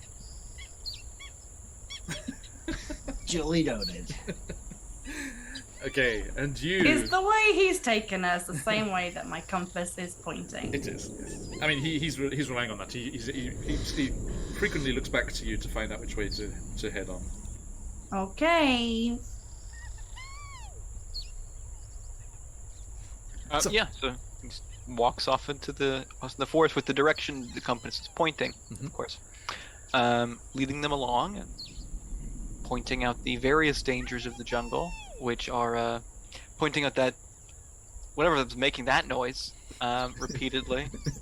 Oh, that's It is this strange pink and green thing which just flits between branches and little windows in the foliage that you never quite get a proper glimpse of, but it has this long tail with a big floof on the end, and that just disappears as it rustles into the leaves.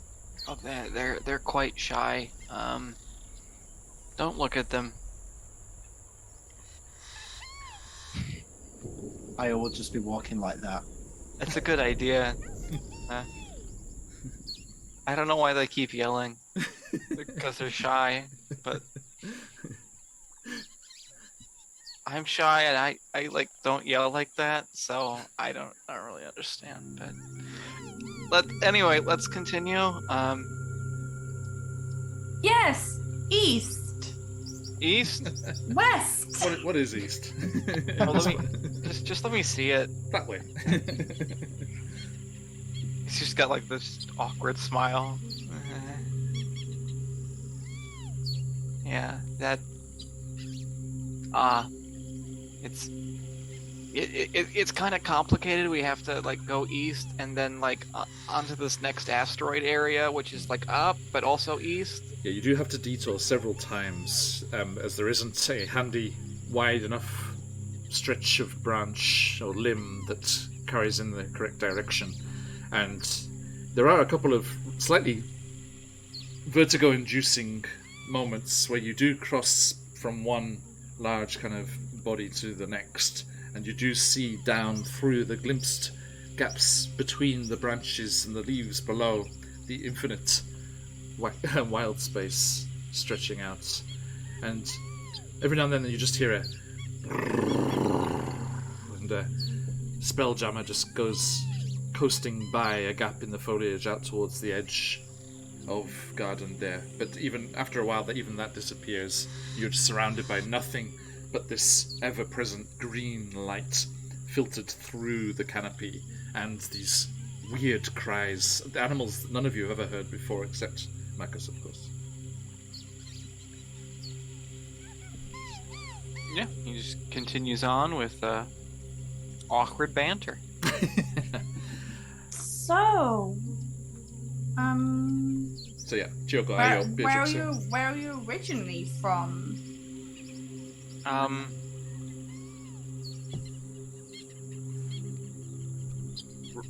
Over there. Oh, cool. He points kind of into where vast space is. That part was knocked off. I don't know where it is right now. Oh, I'm sorry. Well, I hope you find it someday. It all comes around eventually. That's a good perspective. I like you. Oh, thanks. It's like I haven't heard that in a long time, so I really appreciate it. Well, I'll keep on telling you. I like him. He's pretty cool. Yeah, he's my best friend. Oh, Chiyoko. Do you have a best friend? Sorry, B. I was gonna say that he was my best friend, but I guess the position's already filled. No, that's okay. There is, now that he's bigger, there is plenty of him to go around. We can all be Io friends. is everybody's best friend. Yep, that's true. And after so much time with Chiyoko, it's just so amazing to hear it. Chiyoko, speaking of, would you roll me a D100? Oh.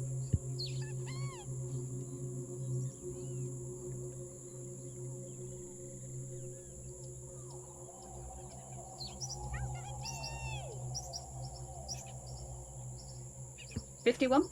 51, okay. Scrolling. Okay.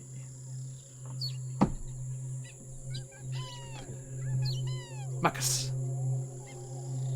as you lead the group forward, you hold up a scaled fist and ask them to halt quietly. And everyone, he's filled you in on these various gestures that he has, and you know that this one means to be silent. And Marcus glimpsed far ahead, beyond the recognition of these outsiders, you spotted smoke winding up through the branches from a campfire. And you can see a group of human pirates sitting round a campfire.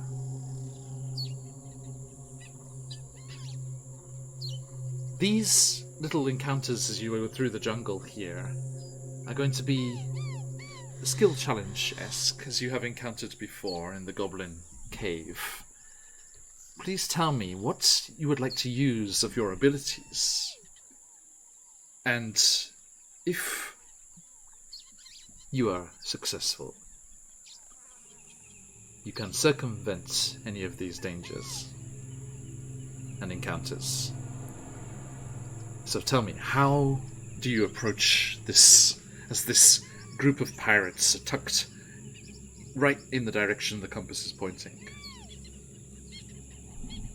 Well, Marcus gives the pirates, he's...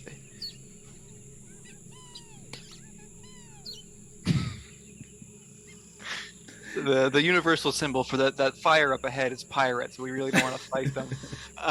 You know that symbol, right? yeah, he taught him before. So he's going to try to kind of use his navigation of the forest to get around and just do his best to avoid them, using his knowledge of the forest itself and different paths to take through. Okay. I assume that's going to be survival? Yes, please.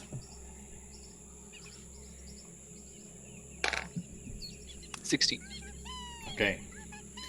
You expertly look ahead, and you do see a way to divert around them without going too far off course and losing the compass direction and losing just so much time making too much of a diversion, a detour. Now, I need one more person to help with sneaking by. You have found the way, but how do you sneak by these pirates without alerting them? Are there any, like, bushes that we could stealth through? It's a giant planet-sized one. Yeah. I would like to, as I'm small, I'd like to see if there's, like, some underbrush or something that I could sneak through. Mm-hmm. Give me a stealth check, then. It's only a 9.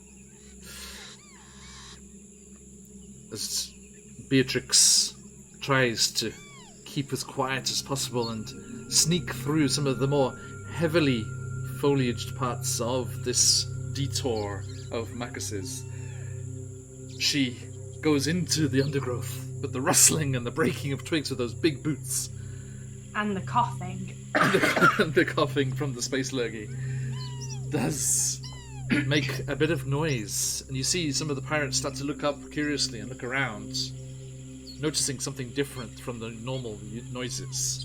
Chiyoko, Ayo, what do you do?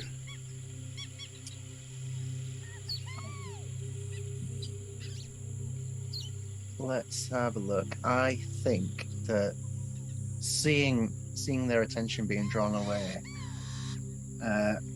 Io is going to attempt to throw a dart in the opposite direction to distract them. Okay.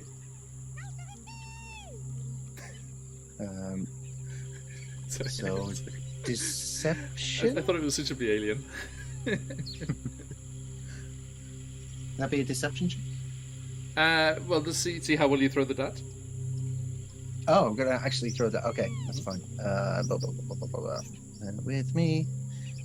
So, where is it? I know how to do this. 19. Excellent. So tell me how you do this. Tell me what happens. You kill a leaf.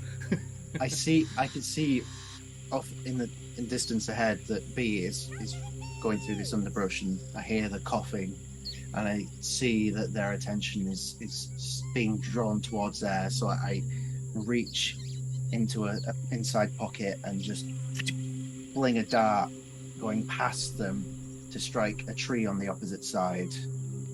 Okay.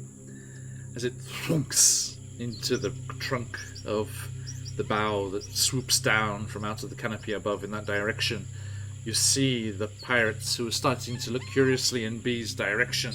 Their heads whip round. Oh, you're something over there. You're in it too. Yeah. No, let's go figure out what that is. All right, let's go. Wait. And they all start charging off across the branches in that direction, nimbly swinging across vines and leaping between the branches. Very, very at home here in Garden, it seems.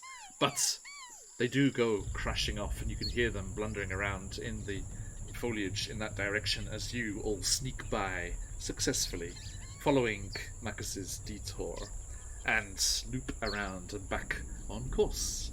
Congratulations. Yeah, I was not looking forward to doing a stealth check as a large pudding boy in a green forest. Nothing but sky, just sky. I don't know if I can do this, but I kind of wanted to say for Chiyoko at the same time. When you threw the dart and I saw them going the other way, I ran to grab B. Mhm. And now that I'm a bit bigger, I've put B on my back, like a little backpack, to like protect her. I could be your backpack while you're I won't So I've be got- part of So I'm in this. protected mode with B on my back. Fantastic. Excellent. Yes, and you go scuttling off into the depths of Garden, away from the campfire. Yeah, I'm very okay with that. Very okay with being a backpack. Excellent. Okay. Thank you. You travel on a bit more. Macus, any dangers that you alert them to as you're moving through here? Oh, those are space bees. Buzz. Not the bees. Yeah, they sound like that. They just say buzz. Buzz. They're not particularly dangerous. I just thought that they were interesting. Pollinate. Hey, Bob. A light. Hello, bees. Take off. They just narrate everything that they do. I don't know how they learned to do it, but Swoop. This is definitely something to write home about. I must admit, I love people that narrate their own lives. I always imagine meeting one somewhere like, I don't know, like maybe in the Nine Hells or something, some sort of private investigator or something, you know. I that sounds really interesting. It sounds like that might be one of my favorite characters. I don't really know about that one. It would be cool if it were real. Anyway, just don't go near them, or they'll start saying sting. It's not Okay. great.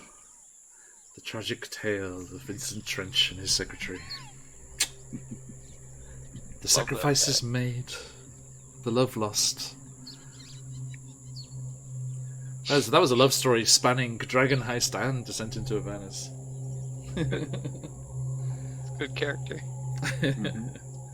Mm-hmm. Yeah. So we're just pointing at the space bees. And the Everon game, actually. Yeah, the Everon crew met him as well. Oh yeah. Briefly. Okay. Beatrix. Yes. A D100, please. Uh-oh. Not a 51, I'm please. I am scared. I'm going to use some different dice, actually. Let's see. A 36. Okay. 3 and 6, 36. Thank you. Okay.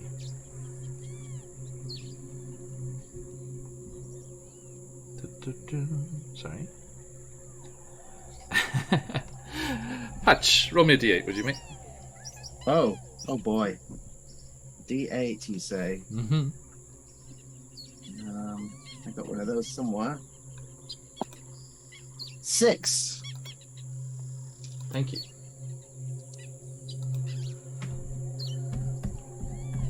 Let me just check something here.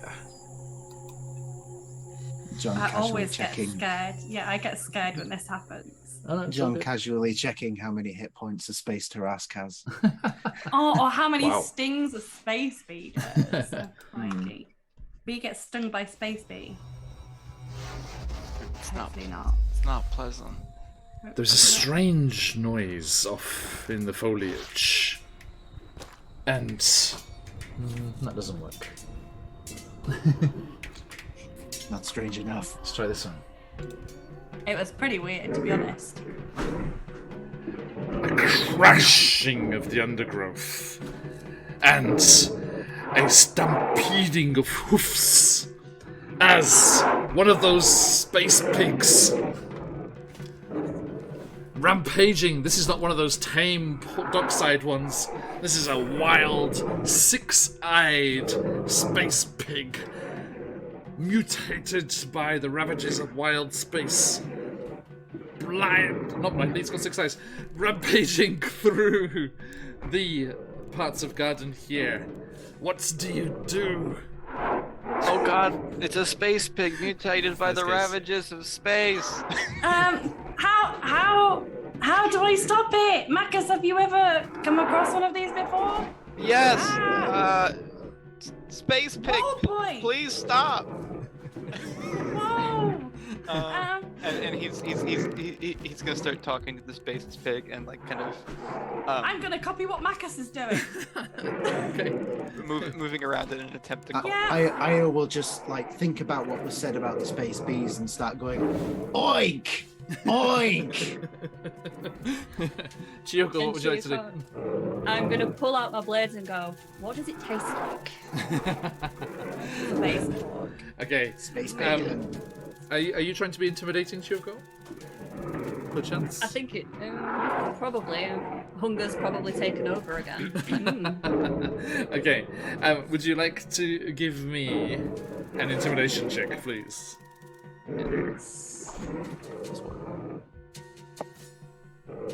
3.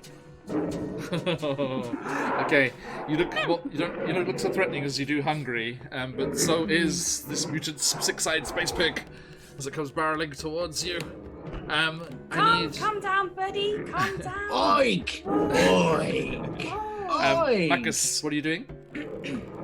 I'm trying to calm the pig and make it seem like we're not really a threat and that it should just move along. What are you trying to use to do that? I'd like to use animal handling. Okay, Same. B, first give me a performance check, see how well you imitate him, and see if you give him advantage. That'll do, pig. That'll do. There it is. 16 performance. 16, okay, yeah, you managed to copy his gestures and soothing tones well enough to give Macus advantage. Yeah, sorry, Mac. By the way, Mac, I did not miss your comments yesterday. I would like to talk to you about that T-shirt, potentially. 25. Nice. Okay, so as Beatrix and Kyoko just like comes forward, looming hungrily, but the pig just sees this as a threat, just like pouring at the trunk, digging gouges in the trunk. Macus, you see garden damaged before you, but you soothingly come forward. Oink, oink. And Beatrix, copying you perfectly, gives you the assistance you need, and the creature backs down and snuffles, and its six eyes kind of look this way and that.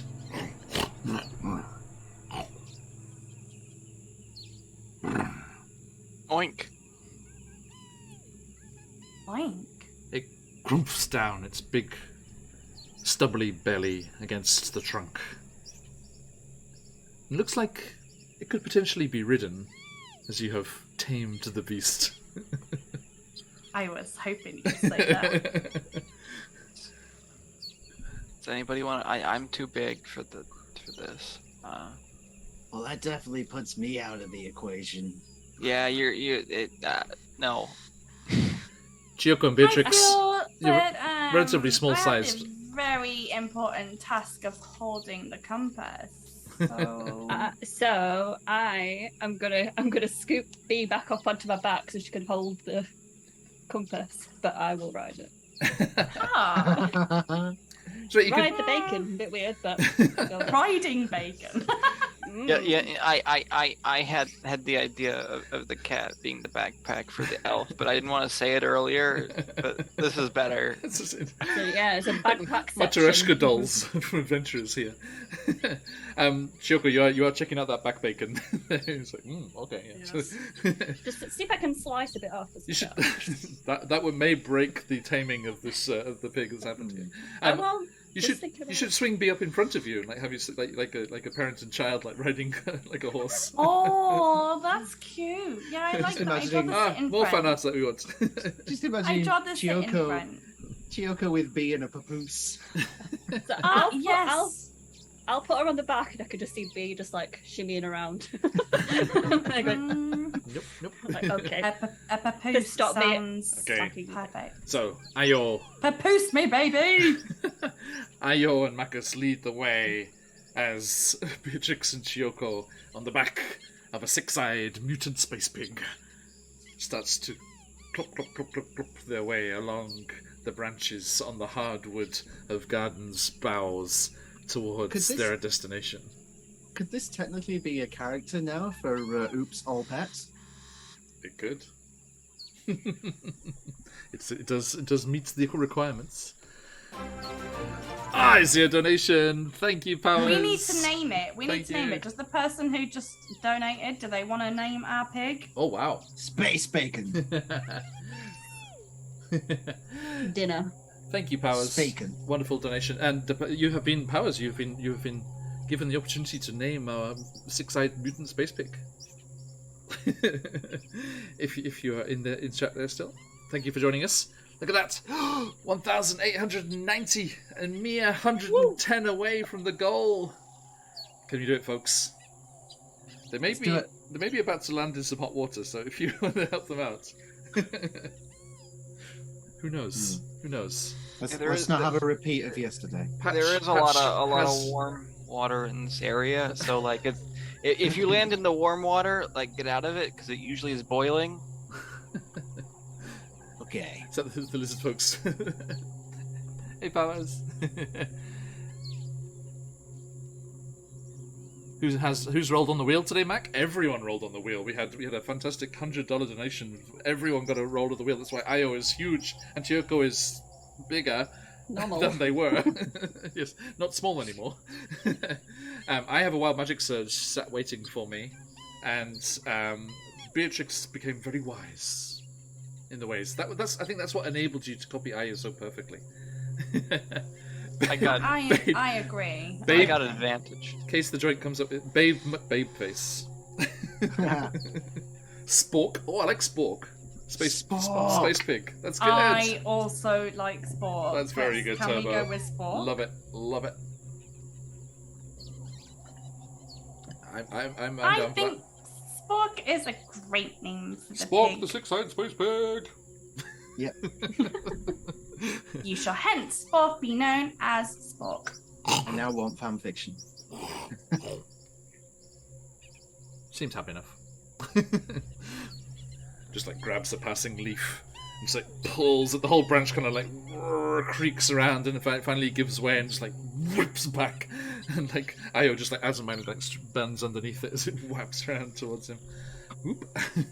Spork. Right. Oh yes, Powers. The donator agrees too. Thank you. Perfect. Nice one, Turbo. Nice one. Ham fiction. Yes. Indeed. Okay, so my friends, you continue onwards, and you start to hear noises. It does not look like you have arrived at the secret garden. You do not see any structures or any kind of base of operations, nor anywhere that their ships could come and go. Although, Marcus, you have heard of ships with talented pilots coming through into the interior of Garden. And you do hear a group moving towards you. Voices talking backwards and forwards in what seems like common, but it's too far away to actually make out at this distance. And there's also a soft tinkling sound, like a wind chime almost. And that guy.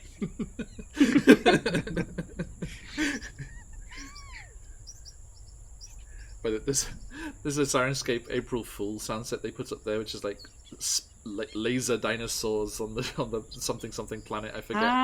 The Dino Laser Battle. There it is. I know it well. So, pew pew pew pew. Pew, pew, pew, pew. Are you in there anyway? I don't know if everyone had to. That was before my time. I was going to say, now. right? Yeah. Yeah, it was before my time. Marcus, do you know this place? Are you familiar with this? You have never been over this side of things. I've never been over this side of things. I don't know what you expected, John. Frostmaiden's done. I thought we were free of this. That's my thing. It's not gonna stop. It's not gonna stop. I thought it was Talon's thing. No. This is Mac. why. Thank you, Mac. This You is legends. why Thank you I so much. love you. That's it. Can we keep Marcus just for the rest of the campaign? Yes, please vote to keep Marcus. Mm-hmm. Mac has donated an advantage crystal to Spork. Yeah. Thank you, Mac. Priorities. Absolutely spectacular. Thank you, Mac. Look at that. Oh, 1,915. So close. Okay. So close. Oh my god. Okay, so these voices are approaching. What do you do? Panic. Marcus hides in the bushes, and Okay. how long does this last? He casts spike growth on the road. Oh, ahead? Ooh. Yeah. Nice. By the way, folks, let me bring you over here. Boop. Oh. Ignore the squares. They are not I'm aligned to sorry, the grid. yes. This looks like we're preparing for battle here. I'm not. Well, I just want to help you through immersion. You know, imagine what you're seeing there. You know, Where are they coming? from ahead of you somewhere. Probably like top left. You would imagine. Up here? Yes. Well, spike growth is a 20-foot radius. So it's gonna be like It's a circle. Let me double check it. This is radius, so I assume so. Yeah, ground in a 20-foot foot radius, centered on point within its range. So. Okay. Um. It's going to be about 20-foot radius. Okay, so it's about that. Mm-hmm. Okay, so we'll center it in this area just here. Okay, so yeah, it's not at the top, but yeah, where they're coming from. Yeah. Okay. About there. Is that good? Yeah, it works about. Should go a bit further towards you. There, cut that big broad section there. That's good. Just so we know what that does, for every 5 feet they move, they take 2d4 piercing when they travel. Just had it in Out of the Abyss, I know it well. Okay. Okay. And it is camouflaged. So we just had it in Out of the Abyss, and the druid refused to dispel it, even though they had to start walking through it. It's like, what are you doing? it is camouflaged, so they'll need to make a perception check versus my spell DC. Noted. Okay, so everyone, you hiding? What are you doing? What's Spark's reaction? Is he calm? Is he getting a bit He's eating some of those mushrooms. testy? He's chilling. Yeah.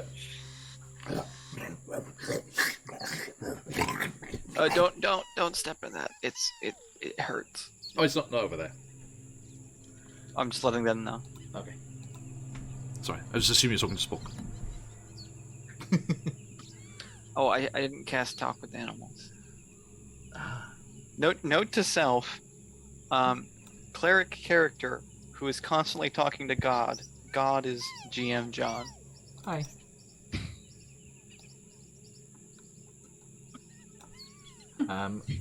Where is... There he is. Oh, little baby Spock. No. Big Spock. Oh.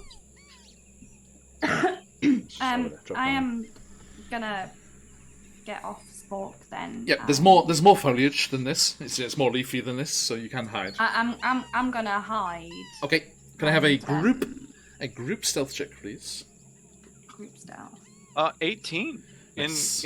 in noisy armor. Wow. Oh, sorry. That in noisy armor means I roll a disadvantage, not a minus. Very different number. How'd you go? 6. Okay, Choco. All right, 1 second. 16. Ayo. 6. Beatrix. I am big. An 11 for me. Okay. Not doing too great with the For stealth today. An average of 10. Let me just check something. What's our passive perception on our friends here? So the don't touch that one. You'll get a rash. It's not pleasant. Meets it, beats it is the people rolling, right? Yeah. Yeah. So you rolled an average of 10. Their passive perception is 10. So meets it, beats it, I assume? Yeah, let's go with that. Let's go with that. I mean, I sure. think That's I mean, the people rolling with you. I think it's supposed to be the other way around. That's your stealth score, and they have to try and beat it. But I think I will give them a minus. Thank you, Patch. Oh, on the nose. Also close, actually. Is that just 10 away? What have you done? What have you done? Thank you so much. There is a very specific note in there. Gotcha. That'll trigger later. Okay. You're like Tiamat yesterday. Yep. triggering and regretting. I learned from my mistakes. Now, all of you, hidden there, I was about to say there, I think they get a minus to their passive because they are distracted by Spork. Spork is just like roughing it, and they're being cautious and they're focused on Spork, not looking around as they would be normally. So I think that will just be enough because I'll get a slight minus from Spork. So it's like Spork gave you advantage or something. And you see an interesting group making their way across the branches ahead of you.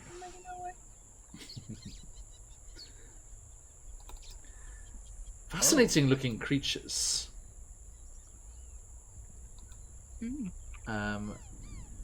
Plant-like, and I think, Marcus, you've seen things like these, and you know these to be called morphoi. Those are morphoi. Thank you, whoever you are. Sorry, I'm busy doing stuff over here. Who's that? Who's that? Powers again. Thank you so much. Oh, hang on. Update. Yeah! And someone else as well. 2 people jumped in that last $10. We did it, everyone! $2,010! Yes. Heck yes! Thank you so much, you absolute legends. Thank you, Powers. And I think there was 2 there. Phantom 2! There it is. The alert was just running a little bit late. Phantom, thank you so much. Wonderful, wonderful stuff. And Patch, you get a D4 inspiration from that. Powers, Thank you. Powers, with your 10, you can give someone inspiration. Who would you like that to go to, Powers?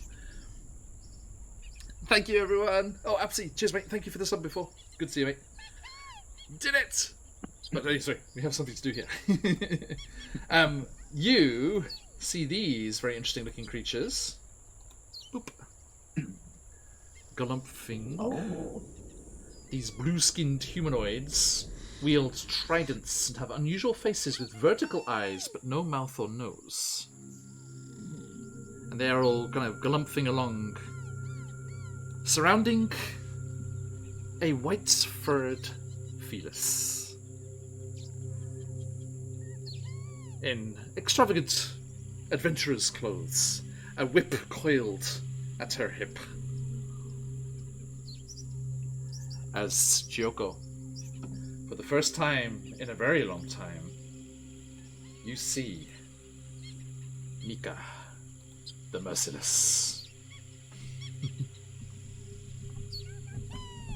Although that was not the name that you used to go by. I think just kind of stood, shock, wide-eyed, just not moving. Just Hey everyone, like what? here. Robojack's still with us. Robojack's has seen this out before. Hey, I do Silver Fox Gaming. I think I've seen that one as well. You too? The fluffiest kitty. It is a very floofy kitty. That is a bushy tail. I think we discussed it in a different group. Ah, I see. So yes, Chiyoko, your mother, Mika, and these strange plant-like pirates come galumphing along, warily eyeing Spork. What do you do? So, can I'm going to lose all forms of control. Sorry, guys. And if I can, I want to basically run across the branches and try and land in front of her. Okay. Now, Well, yes, you did. I did warn you that these are big, spiky, bad things that will hurt you. But you could take a slight detour over here. You could. Yeah, can I take the detour and... Absolutely. Yeah. To be fair, I'm kind of so out of the control. If I had to go through it, the character would go through it. Like, just go. Well, there is that. There is you Go can over the you can top. you can avoid it if you want to, and it's still pretty direct. So yeah, you're running over there. Yeah, actually, I'm going to say I'm not going to avoid it because I kind of want to show Okay. how much Okay. I'm not thinking. Please. Oh. Let's sorry. show me the path that you take so that I can roll the appropriate amount of damage. So I guess, can I go that way? Go that way. So you want to go this way? Kind of, if I can, yeah. and then over here. Yep. And then cross to the top, and To then here. yeah, So Okay, no damage. Oh, at this point, yeah, we're gonna get to to there, then head to get there. and then I'm gonna jump off from there to like directly in front of her. 1, 2, 3, 4 squares. If I'm counting through the circle there. Yeah, yeah, yeah. All right, it's I'm gonna have to roll that in roll 20. It's gonna be 8d4 damage. It's a lot. No, you Oh. can either roll it. Oh, I don't. I'll do. Are we rolling the damage? Oh, I'll just roll it in roll 20. Okay. It is piercing damage if you're raging. I'm not raging Okay. yet, so That's 19 piercing. okay. Okay. And then you want to jump in front of them, Okay. like in between these things, or In front of them. okay, so like No, sorry, other side. like here. Like that. Oh, in between. In them. between Oh, them, okay. like literally, no thought. They going on in that they tiny room. wouldn't let you get that close. I think Okay, I'll- up on the branch where you were just before is probably the best I'll place. stay where I was then. Yeah. So yeah, you just go darting forward, Spork kind of like grunts in surprise, and you, blind to the pain, dash through the spike growth, leaving bloody paw prints on the beams of garden here. And you skid to a halt there as these strange plant-like creatures silently drop their tridents towards you. And your mother looks up.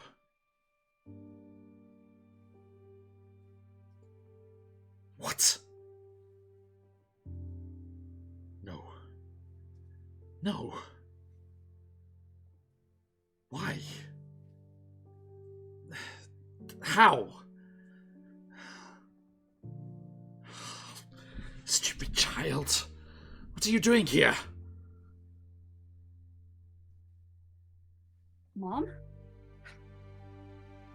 And that tinkling sound, as if wind chimes were being disturbed by the breeze shifting through the foliage, gets a little louder, and coming round the trunk along the same path they were taking, a slowly moving, as if drugged in some way, collection of crystals, the same coloration as the one in B's compass, comes floating around.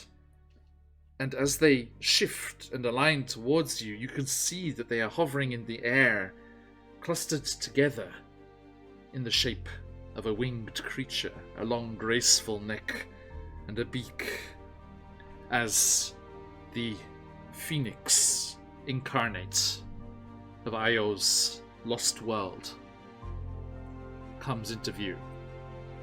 And Beatrix, your compass is pointing straight at it, of course. But Mika doesn't look at that. What are you doing here?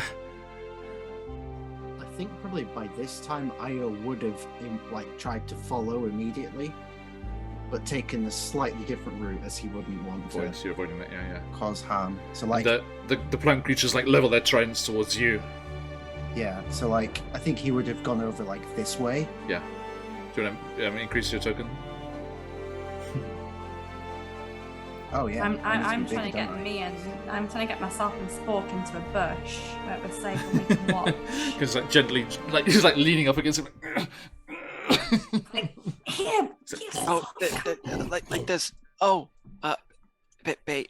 He points at the compass. Points at the. I think that's it.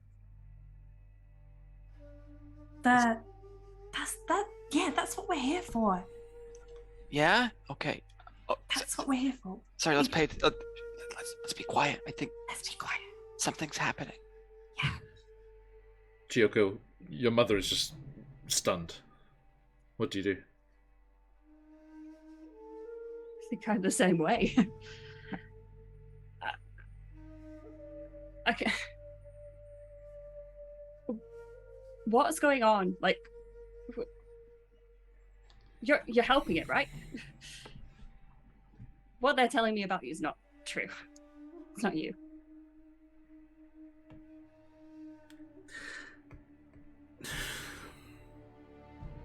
No, it's okay. It's okay.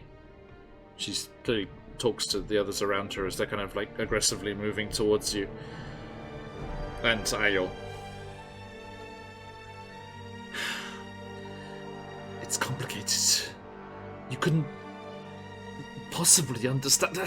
How did you find me? Why? How did you find this place? Space whales. Bacon pig.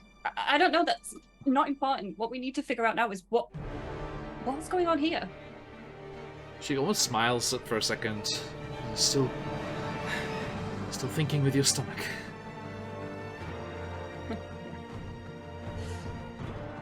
You can't be here. This needs to be... Look, this needs to be dealt with. She gestures towards the Phoenix. This is a dangerous place.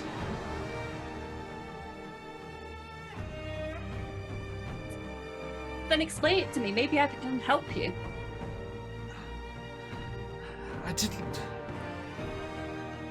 didn't want you to be messed up in all of this, otherwise I would have called for you, wouldn't I? Why? Oh, this is all messed up.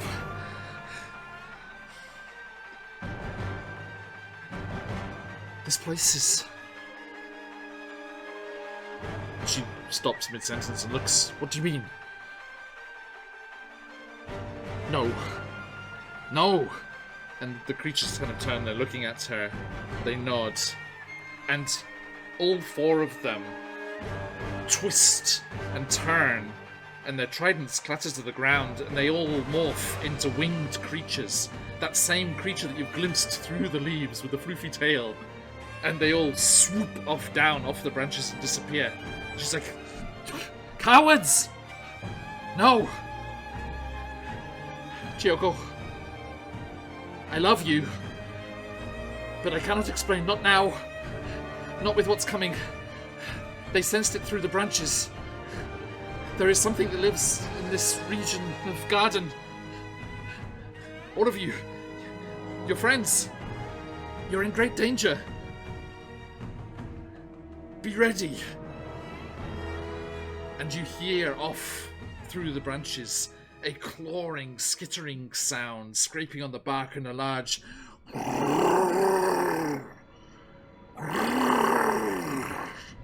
As something comes crashing towards the life signs it has detected here. I need all of you to roll initiative. Oh boy. I haven't played a character with an initiative modifier in a long time. These four have scuppered. So you've got a 15.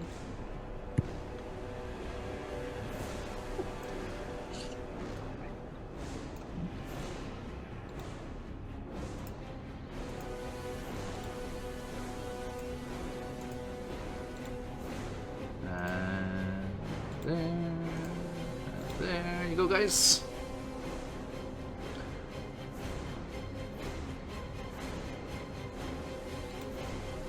And from the far right side here, over towards that distant part, crashing along the branches, its claws scratching into the surface. Marcus, you've seen scores in the bark like this. You've heard rumors of what creature was creating. You've never seen one with your own eyes.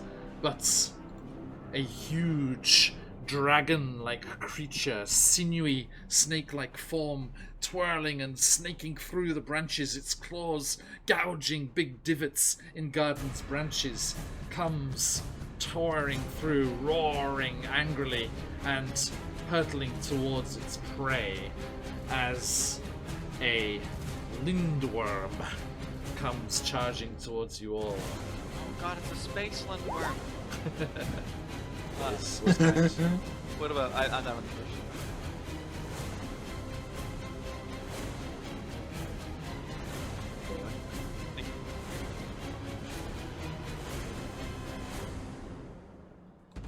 Okay. B, you're fastest. What do you do? What do I do? Crikey Nora. I would actually like to put out I'd like to put out an Eldritch Cannon. Okay. Because why not? So I'm going to put that out. I'm going to be sensible because we're in a forest. I'm not going to make it a flamethrower this time. Good idea. It is... Oh, where was that cool token from before? Damn it. Yeah, it was cool. I'm trying to decide. I'm trying to decide. Yeah, probably go for. I'm going to try the Force Ballista. Let's grab that out. Okay. I'm going to switch it for this. This is cool. Yeah, all right. So I'm still going to be hiding in a bush. I'm just going to sort of pop that out there. Okay. To do its thing. Okay, can it attack straight away? Let me have a little look. I don't think so. Ayo, you're next. It says it can walk or climb up to 15 feet as part of the bonus action because creating it is my bonus action. So I think I can only create it this time. Okay, gotcha. That is ready to roll though. Yeah, and I'm just gonna sort of stay in this bush. I think I feel fairly safe in this bush. Behind my cannon for now, but I am gonna ready my crossbow just in case. Okay, here we are, folks. This is what we're dealing with here. Coiling like a living corkscrew, moving as with its scraping hiss, the lindworm's serpentine form skates nimbly across the branches on long curving claws, more agape and stinking of 100 graves. Okay. Ayo, what you do? Your Okay. big old self. How I was going to ask, like, size difference between me and this thing. It's bigger. It's bigger, but yeah, it's you get this. If you could tame this one, this would be a perfect mount for you. Wow. I think I just looked up artillerist. It takes your action to make it, your bonus action to activate it. So you should be able to make it, use your bonus action. Pretty quiet there, Josh. You right? Oh, sorry. Let me just. I'll unplug. Replug just a second. I think Josh is right. Yeah, I think creating it is my action. Yep. And then I think that it can do its thing as the bonus actions. I think Josh is right. Yeah. Okay. Is this better? Yes, that is. Yeah. Okay. Yeah. So sure, let's go with that then, if that's okay. Please. Yeah. No, Baron. No, the new Spelljammer book's not out yet, and it's not from that monster thing. Let me just double check which one this is in.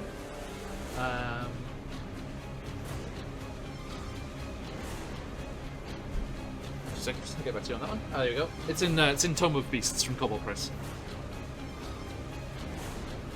I'm actually not sure of the range of that. I think it's a force damage and pushing the target creature up to 5 feet away from the cannon. So I've got it pulled up. It's 120. Although everyone, sorry, is it? I'm being remiss here. I should say thank you for Patch donating enough yesterday for a monster drop.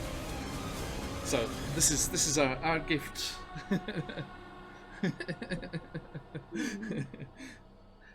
Now, as I said before, he did not suggest it was a monster drop. He just said to use as I wish, and I wish thus. Thanks, Pat. Thanks. Love you guys. Sorry, I completely missed that because I was trying to figure out how to use my cannon. It's okay. No, please go for it. Go for it. Go. We're just filling the time, filling the space. I can't see anywhere that it says 120 feet actually. Sorry, I'm pulled up on a wiki down. Let me actually pull up the. Where's Tom? Probably in your features and traits, maybe. I don't think so because the flamethrower has like a definite range. Right. But the force Artillerist, doesn't. Eldritch Cannon, Flamethrower, Ballista. It's the force ballista, yeah. Yeah. The Force Ballista range 120 feet. Yep. Oh, sweet. Well, in which case, So- let's give it a little blast. It's a then, it's a shall plus we? 4. Yeah, plus 4 to hit. Plus 4 to hit. Go for it.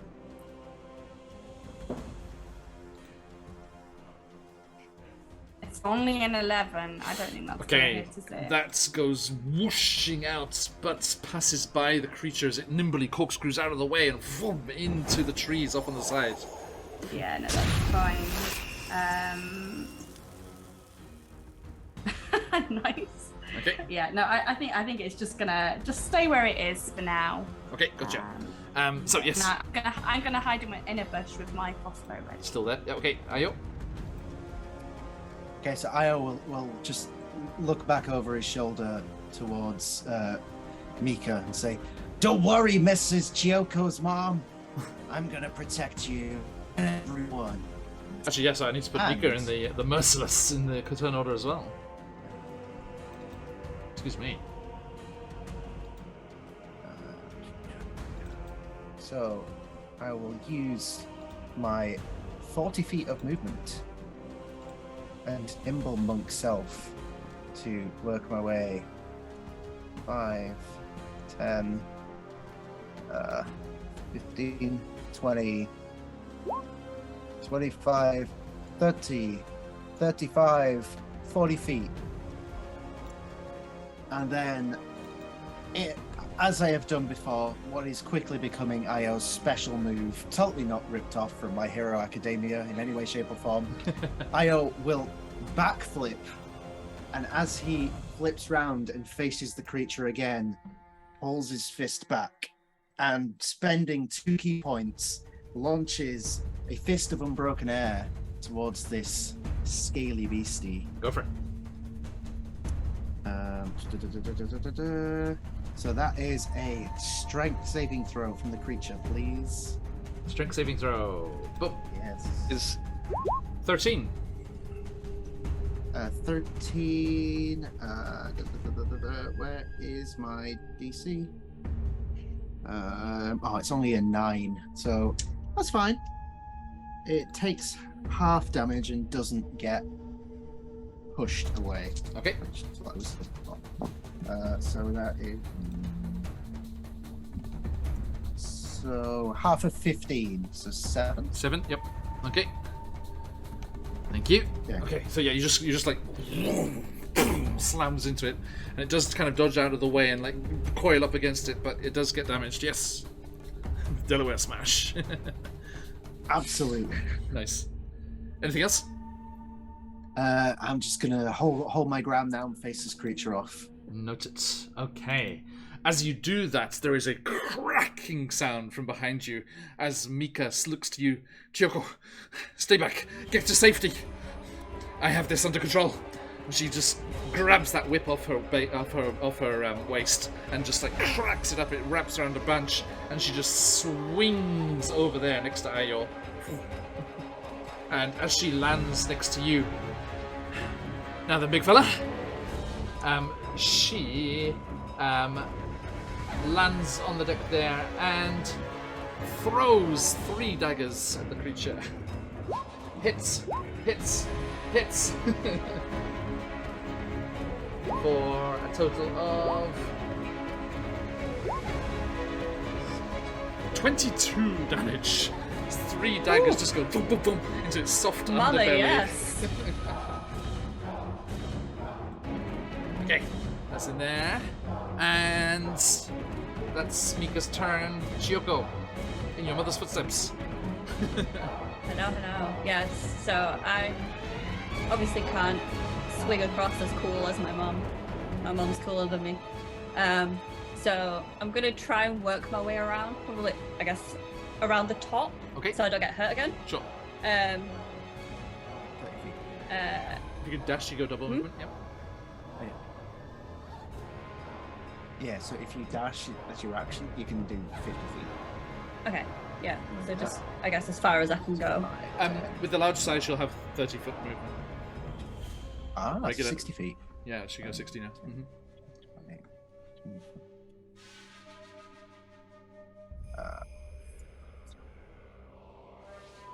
So you get to about there. Okay.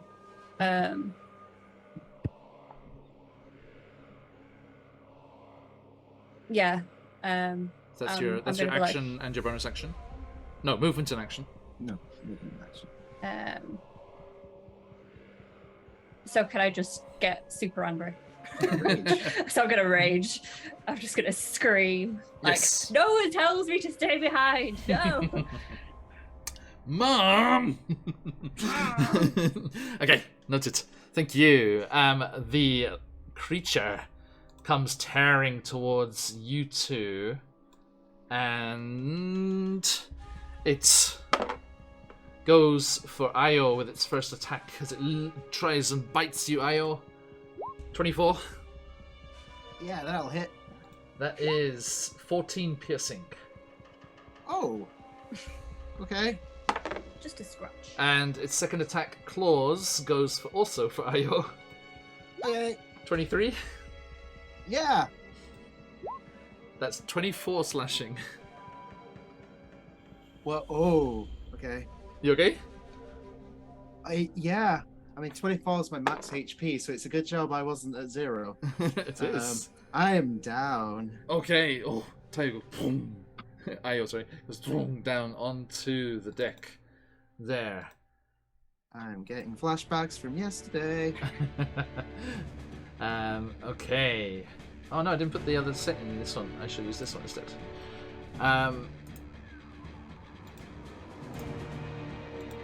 Okay, so yeah, Io just goes crashing down onto the branches there, rolling slightly perilously close to the edge, but does not tip over the edge there. And the last attack, Chiyoko, you see the coils of the serpent wrap around your mother as it tries to do its constrict attack. It's only a 15 though. She nimbly dodges out of the way. Let's see here, that would be... Okay, so let me do this. Quick question: is Spork in initiative? He's not really up to this task. Okay. He is a simple his boar. Let's just pretend I've tied him to the tree and he's just happily eating mushrooms. Yeah. He's oblivious to all of this. Yeah. Just like, oh, another day in garden. Okay, thank you. Which brings us to Marcus. Marcus is like, oh, well, this isn't great. And he's going to run up with his full movement. Okay. I'm gonna go ahead and just let the concentration fade on the now unnecessary damage, and he's gonna cast. Yeah, let's go with a 3rd level Cure Light or Cure Pathfinder. Pathfinder's the game. Cure Wounds. Uh-huh. That's.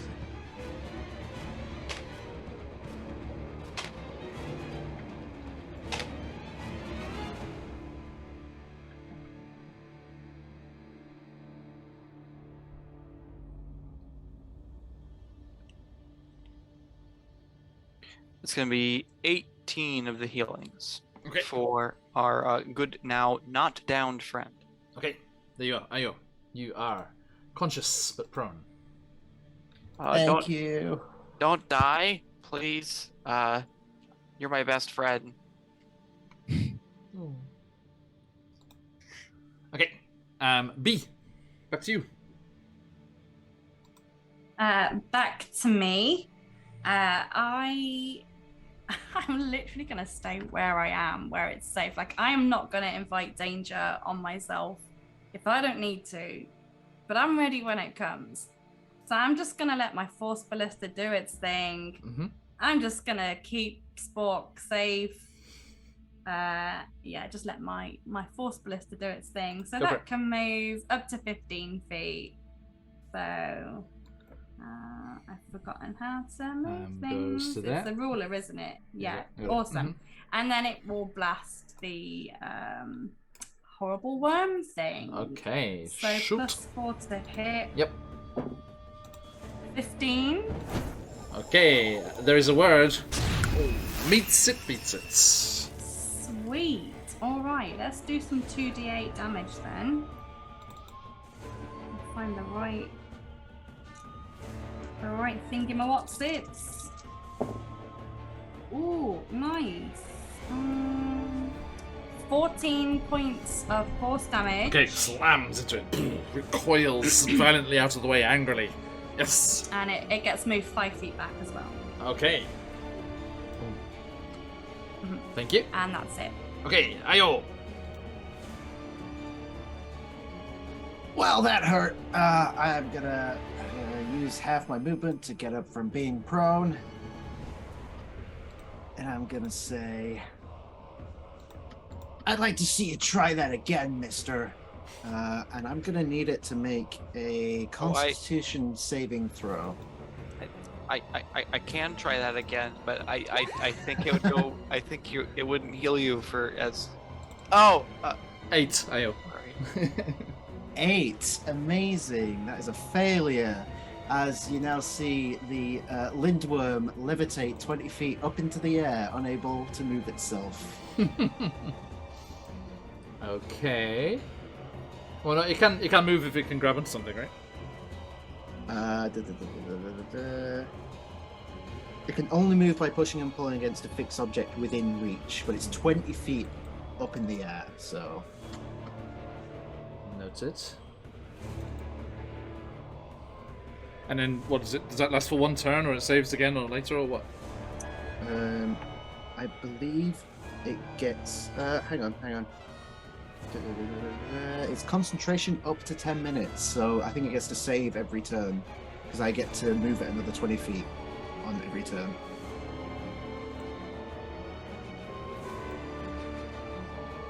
And like I have done in a one-shot roulette before, when I did something like this, it's just going to spin like a rotisserie. Like the rotisserie goblin from our first session. What spell was that? Levitate. It is a very underrated spell.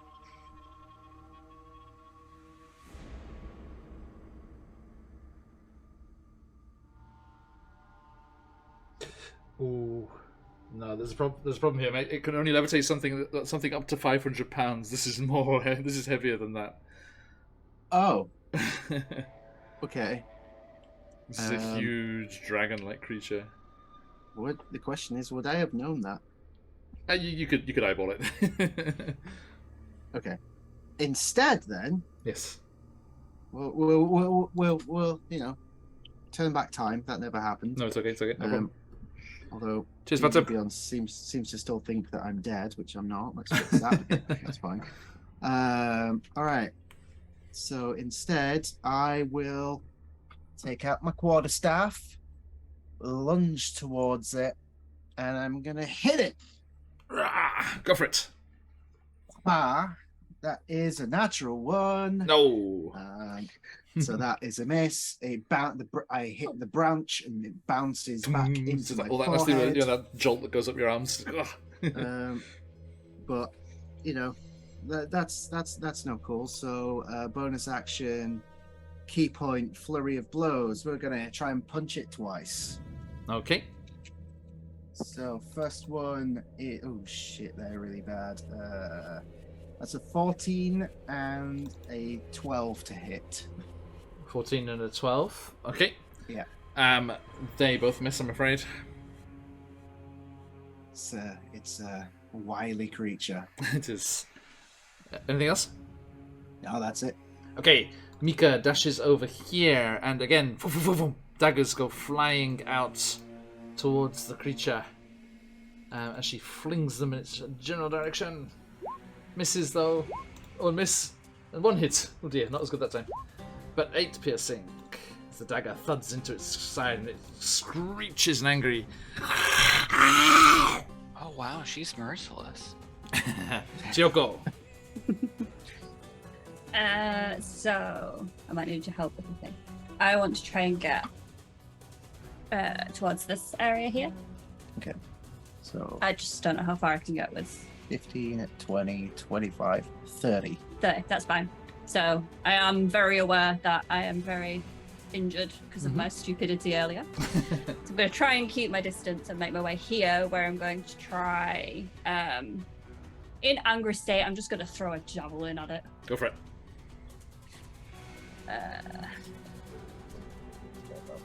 I get. It's 5. Hmm?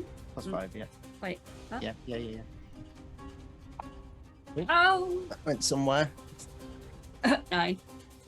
A 9 to hit. Okay, nope, sorry. Javelin sails off into the wild space. I'll try and remember to do a callback later. It was just like sailing on this javelin just keeps going. Anything else, Yoko? No, I think that's it. Just continue screaming in my little angry way. I'm sorry, there is a slight disappointed ruffling of the nose from your mother. Although she just missed twice too. Okay. Yeah, exactly.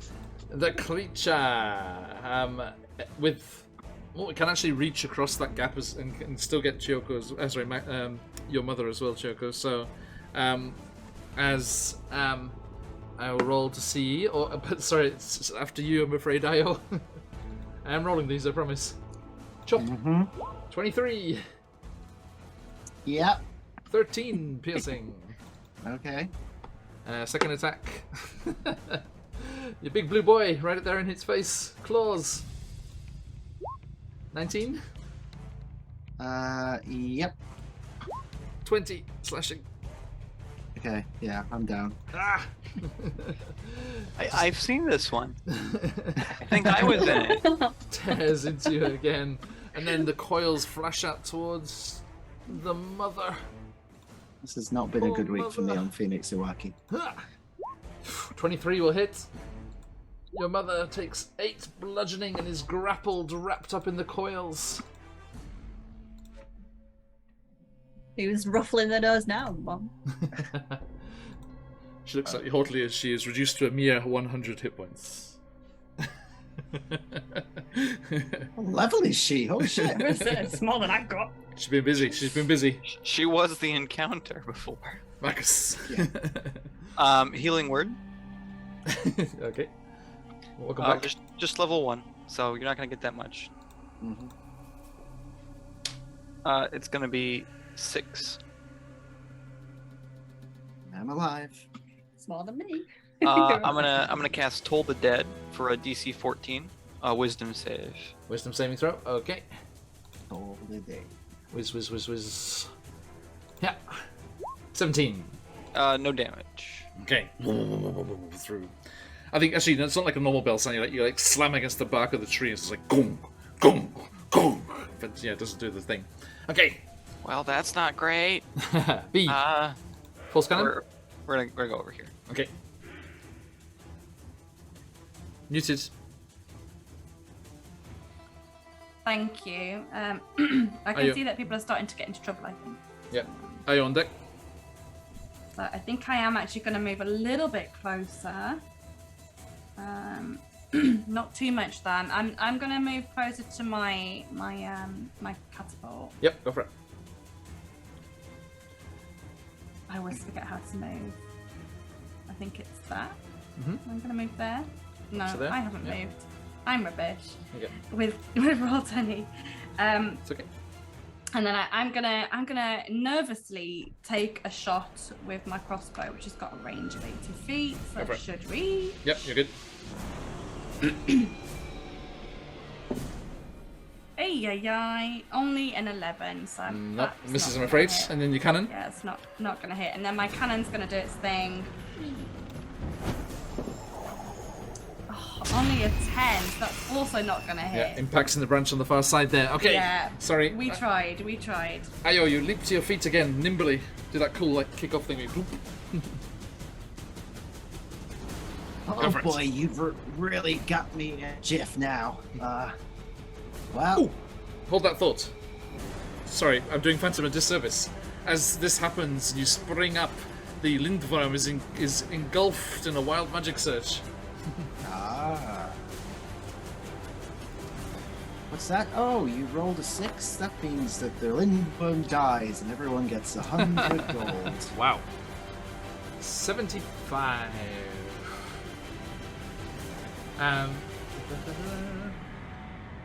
Okay. the lindworm starts to glow very, very brightly. Almost painful to look at. It's evolving. Oh god, that's very bright. It's almost painful to look at. I can't help myself. I've missed you, Josh. Okay, hey, what you doing? Alright, yeah, he's gonna get a quarterstaff to the face. Smack. Wah-wah. That's a 9 to hit. Oh god, your dice hate you today. My dice do not like charity events. Apparently. Okay, anything else? Flurry of blows? I have no key points. Okay, I think I know why this happened though, because you're just like trying to focus on it. You're trying to slam it with your quarterstaff, and as you finish your turn within 5 feet of the blinding light, you are blinded. Yes, I am. By the light. Oh, hang on.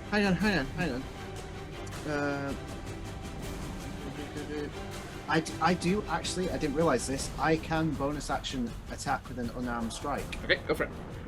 So I'll do that. I thought that was just a key point thing. So let's do that. That is still not great. 14 to hit. Just misses. Very close though. God damn it. Okay, it's the blinding light. Too much! Too blind. Okay. Mika's gonna crack out with that whip of hers. What is it to do? 20. Oh, that's gonna miss though. And 2 misses, I'm afraid. She's stuck with the daggers, but she's run out of daggers, unfortunately. So tries to crack the whip at it, but it misses both times. Kyoko, show how it's done. Gosh damn, Mom. How close can I get to it with, I guess, my current distance? You can run on the side here.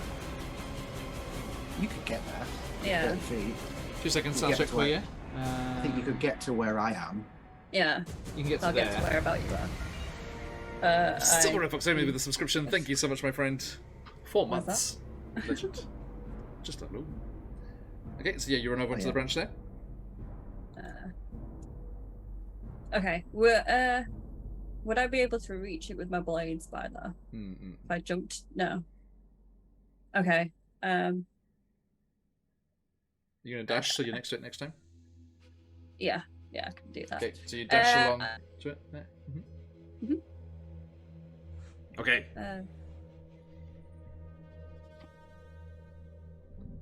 Noted. And that brings us to the Lindworm. Now has 3 targets to choose from. First one. Kyoko, welcome to the fight. Chaos! Tries to bite you. Ah! Only a 9 though. Miss. Second attack, also Kyoko. Claws.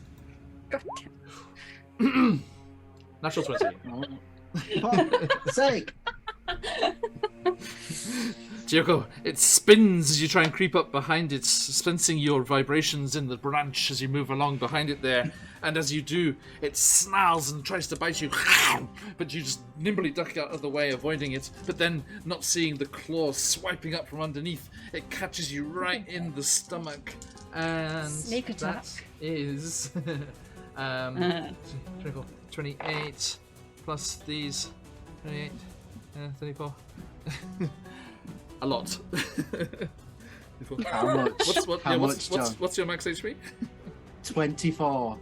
No, Choco's? Yeah, 24. 24. 24. Okay, and at the moment you're at what? 5. 5. Okay. So is it more than 29? It is not quite. She's also raging, which means Because- That's true. Raging. That's It's true. halved. That was the end of the sentence.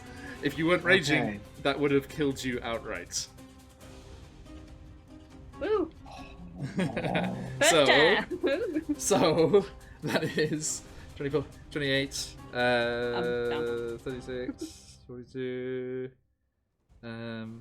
2, And so yeah, it's 42. So halved to 21. So it's safe to say I'm down. Yes, indeed.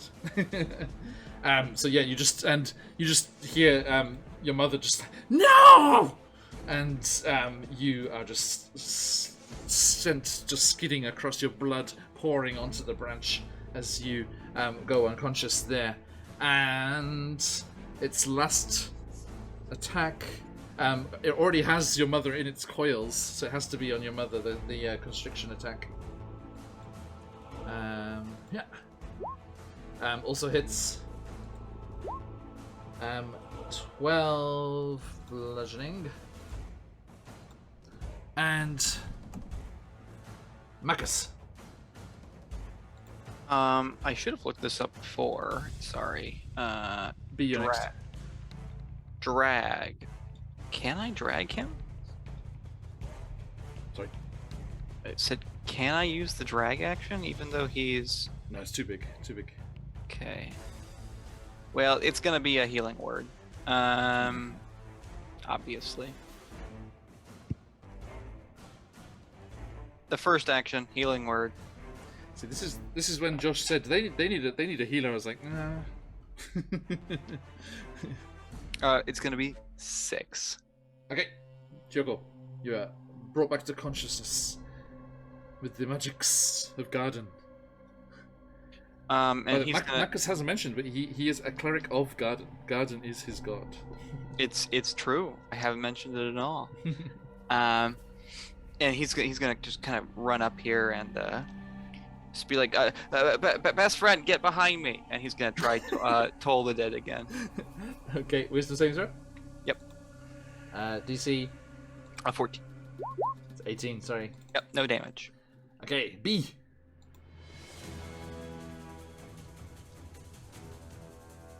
Oh my god, people are in trouble. I'm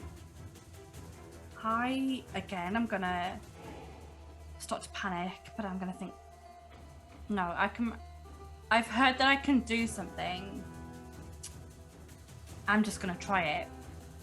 I am gonna create a homunculus. Okay. Which I believe I can do. I think isn't it after like a long rest or something? Oh, I have to do it just after a long rest. Yeah. Gosh darn it, I can't do it. Yeah, not in combat. Sorry. Okay, that's fine. Yeah, I was looking. I was like, I probably could do that, but no. Okay, I am going to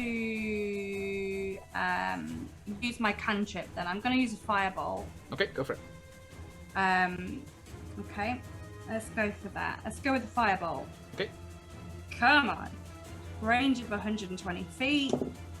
Nat 20. Hey, nice. Okay. Love that spell. So roll me. What is that? Roll me a d10 plus 10. Come on. Come on, baby. Come on, be good. Be good. Be good. Big numbers, It's a no win. 17 damage. Yeah. Crashes 17 into the fire creature. damage. And I Yeah. have some good news for you. It screams very painfully, intrinsically Oh, linked to Garden in some way. Oh, It it is doesn't like vulnerable fire. to fire damage. That is 34 damage. It is blooded.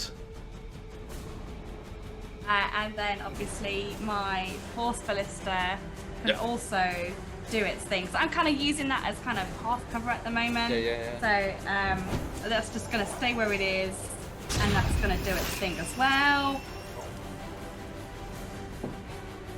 A 15 Just hits. just hits, and then that's 2d8 damage. An 8. It's only 8 damage. Oh, it's a massive hit though. Two hits into it. Boom, boom, fire and force slams into the creature. It roars. Just in a moment of bleating panic. cry. Yeah. Okay. Yeah, Ayo, and that's me done. you are blinded, but you can sense it. So close. Get behind me, best friend. A small voice somewhere behind you. I am going to attempt to push through the blindness, and using my bigger than normal size, I'm going to attempt to push the creature off the branch. Okay. Give me an athletics with advantage. And I'm preemptively going to use my D4 of inspiration as well. Okay. Athletics. What is that? That is. Ooh, it's far nice. So that's. So that is a dirty 20. Nice. I think you can see Roll20 chat. I think my rolls are showing up for you guys, right? Even with my +8, I got a 15. Oh, yeah. It tries to spin and move out of the way, but you just feel the cold, almost frosty scales against you, coiling there, and you shove. Okay, and how far does that shove it? I'm just. It's just a shove. I don't know. It's. I think that's for you to decide. Shove attack has a set amount. I think it's 10 feet. I don't know where it is. It's in the styles of attack. It's in the player's handbook. I have a player's handbook somewhere. I will get it if you want. Give me that. Okay, you. It's 5. Is it just 5? Just 5. Okay. Okay, so yeah, you shove it 5 feet back. So it is there, still next to Shioko, but I will say, well, you can choose, because you know this won't knock it off the branch, so you can choose to knock it prone instead. Yeah, let's do that. Let's knock it prone. Yeah, okay. So yeah, you knock it prone on the ground in front of you, shoving it down, and the others around take the chance to attack its prone form first. Shioko, your mother, just leaps a standing jump through the air onto the creature, onto the top of it there, escaping from the coils. She manages to roll to save out of that, and then just a rapier just comes singing off her belt and just starts carving into it with the advantage of its prone form. And that is going to be she gets 3 attacks.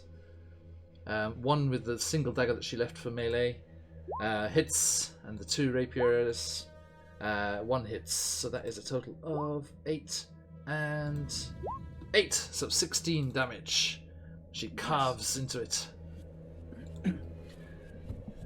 and it looks very, very worse for wear. Not quite on its last legs, but very, very close. And as her blade flashes and cuts through its form prone here, she looks, her eyes meet with yours. If you want to be part of this, prove yourself, daughter. It is your turn. So, I'm gonna take my double bladed scimitar. Pass. And what I'm gonna do is I'm gonna run up to it with the blade on the ground, like cutting it as I go up. Yep. Oh wait, can I rage first? Yes, absolutely. I'm gonna rage again first. I think you're Then still raging, aren't you? When did you come out? I was down though, so. Oh, unconscious. I did go unconscious. Yeah. So big raw, then drag the blade up it, and then I think with my scimitar I have a bonus action as well. Your bonus action is to rage. Oh, my bonus action is to rage. So never mind. I'm just gonna do that action where I. Okay, roll to hit with advantage.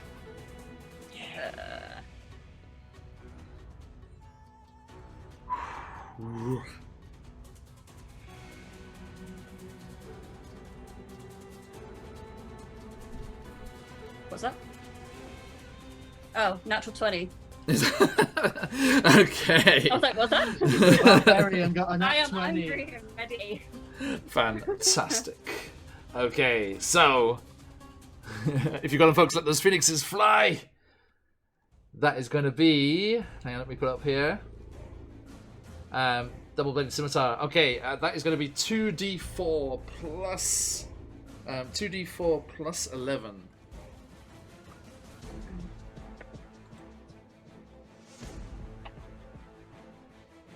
Is this 17? Yeah, 17. 17. Okay. As your mother challenges you, inspiring you to greater efforts, and martial prowess, you drag the double-bladed scimitar across the bark of the tree and cutting with one decisive motion as your rage spills out of you as you saw it knock down Io, gather up your mother in its coils, threaten your friends, make you throw away that javelin. You tear into it. Chiyoko, your mother is impressed as you tell me what happens. Yeah. Describe Okay. your kill. So as I guess I've gone up with the blade, can I go up into the air Mm-hmm.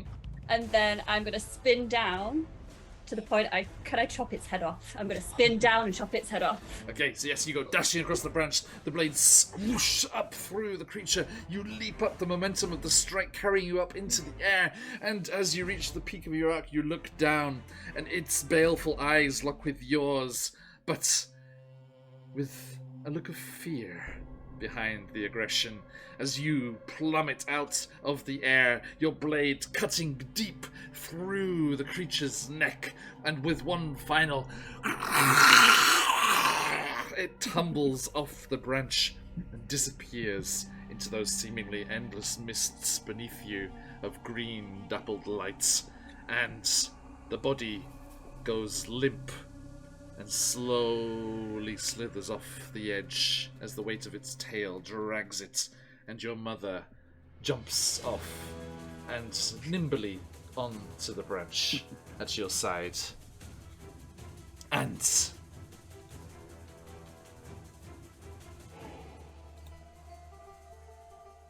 as she lands, and puts away her blades, two big floofy white paws take you by the shoulders. My, how you've grown.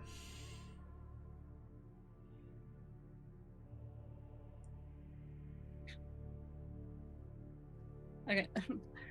I think I'm just breathing covered in this thing's blood, just like yeah. Your rage slowly subsides.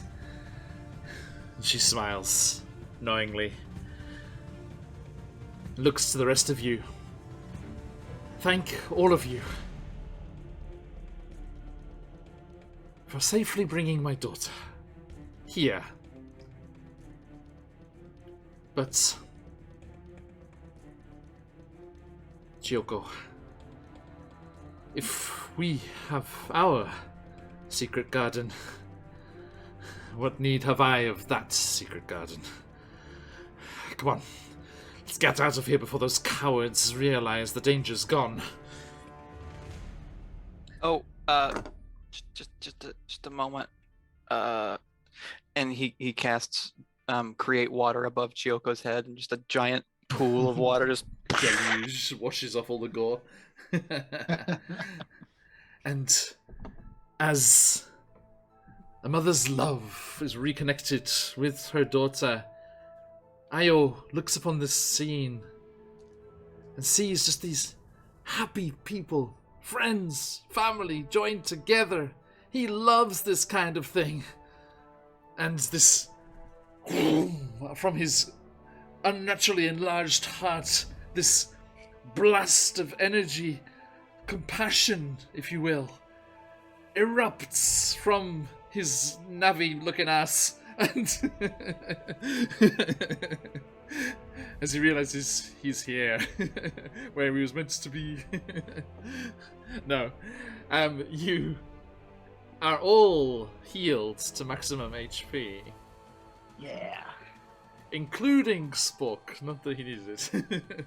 No, I was just looking at Quote, Roll unquote. 20 and thinking everyone's in their little pairs. Me with Spork, Io and his new bestie, and then mother and daughter. Yeah, look at that. It's perfect. Yeah, it's beautiful. And you are successful. And you see, Chiyoko, your mother, pull one more crystal of the same color, the phoenix stone, out.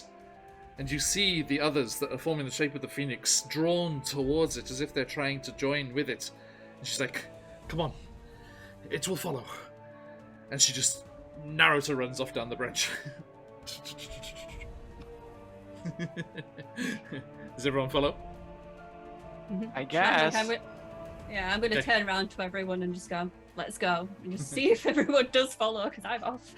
Everyone goes I'm going sprinting. to take this I'm going to take this opportunity to get back on Spork Of alone. course, yes. Everyone goes sprinting through the Alone. trees. Beatrix swings up on Spork's Yeah. back. He grunts my- appreciatively and chases after his new friends. And my Eldritch Cannon just sort of trundles along after us. Yeah. Exactly. No, it can ride sport tits. Now it's like a Oh my God. a turret? a space tank. Hey. No. The Eldritch Cannon is a gonk droid. Gong. It has to be. It has to be. Pretty much. Yeah, it can just ride alongside us. It's fine. It can just walk alongside. And as you all retreat into the depths of the dark green of Garden, back towards Safe Haven, back towards Speaker Shallow, and what lies ahead of you, you have the Phoenix Stone incarnate, you have Chioko's mother with you, and you have a six-eyed giant space pig. Now, I should also say one last thing. You also have a level. The successful completion of this first stage, you may all level up before next session. Woo! Get some more HP, please. Yes. All right. Yeah, That's I'm very squishy. I'm gonna need it. that is it, my friends. That is all for today. That is all for this charity stream. A huge thank you from the bottom of our hearts to everyone who's watched and supported us through all of this. An absolute joy. Thank you so much. You have unlocked soul crystals. Everyone gets inspiration crystals. I get disadvantage in every campaign. You have unlocked all pets as our various adventurers, animal companions will band together in an adventure of their own sometime in the near future. And you have unlocked Steer the Ship here in the high seas, as you will be voting on the Discord for our next campaign. A huge thank you, everyone. Thank you all so much. Your generosity is just mind-blowing. Absolutely incredible. $2,010 going to Elevated Access so that they can be heroes and help those that need it. Thank you, everybody. We will see you all next week, back into our regular campaigns, as I have to deal with all those inspiration crystals. And we are looking forward to it very much. All of you that have donated so much, even if it's just spreading the word and spending your time here with us, thank you so much. A huge thank you to Idle Champions of the Forgotten Realms. I hope you got your code if you wanted it. And all of these fine people. Trolllord Games, Hero Forge Minis, Ice Cream Dice, Dan Karn, Phoenix Dice, DM Charlie Gaming, Nathrax 3D Minis, and Vexed Vending. Lots and lots of fantastic prizes which will be divvied out to all of you if you have donated. I will leave the campaign open if you want another chance to have a chance at winning one of these fabulous prizes. I will be closing the donations on Monday, but then I shall decide who the winners are and draw those lucky people and send them the good news. And I cannot wait to say thank you beyond what I am able to hear, just these words. But it's absolutely wonderful. Thank you, everybody. Absolutely wonderful. And there you go. Thank you, Baron. Elevated code is the one for Idle Champions. Jump that in there if you want to get your free Electrum chest. A little thanks from Lauren Obo and everyone over there. And we shall see you all again very soon. But for this week, for this stage of the adventure, and this charity stream, that is all. Stick around for that raid. If you've got 'em, let those phoenixes fly. But till next time, as we like to say around these parts, buzz.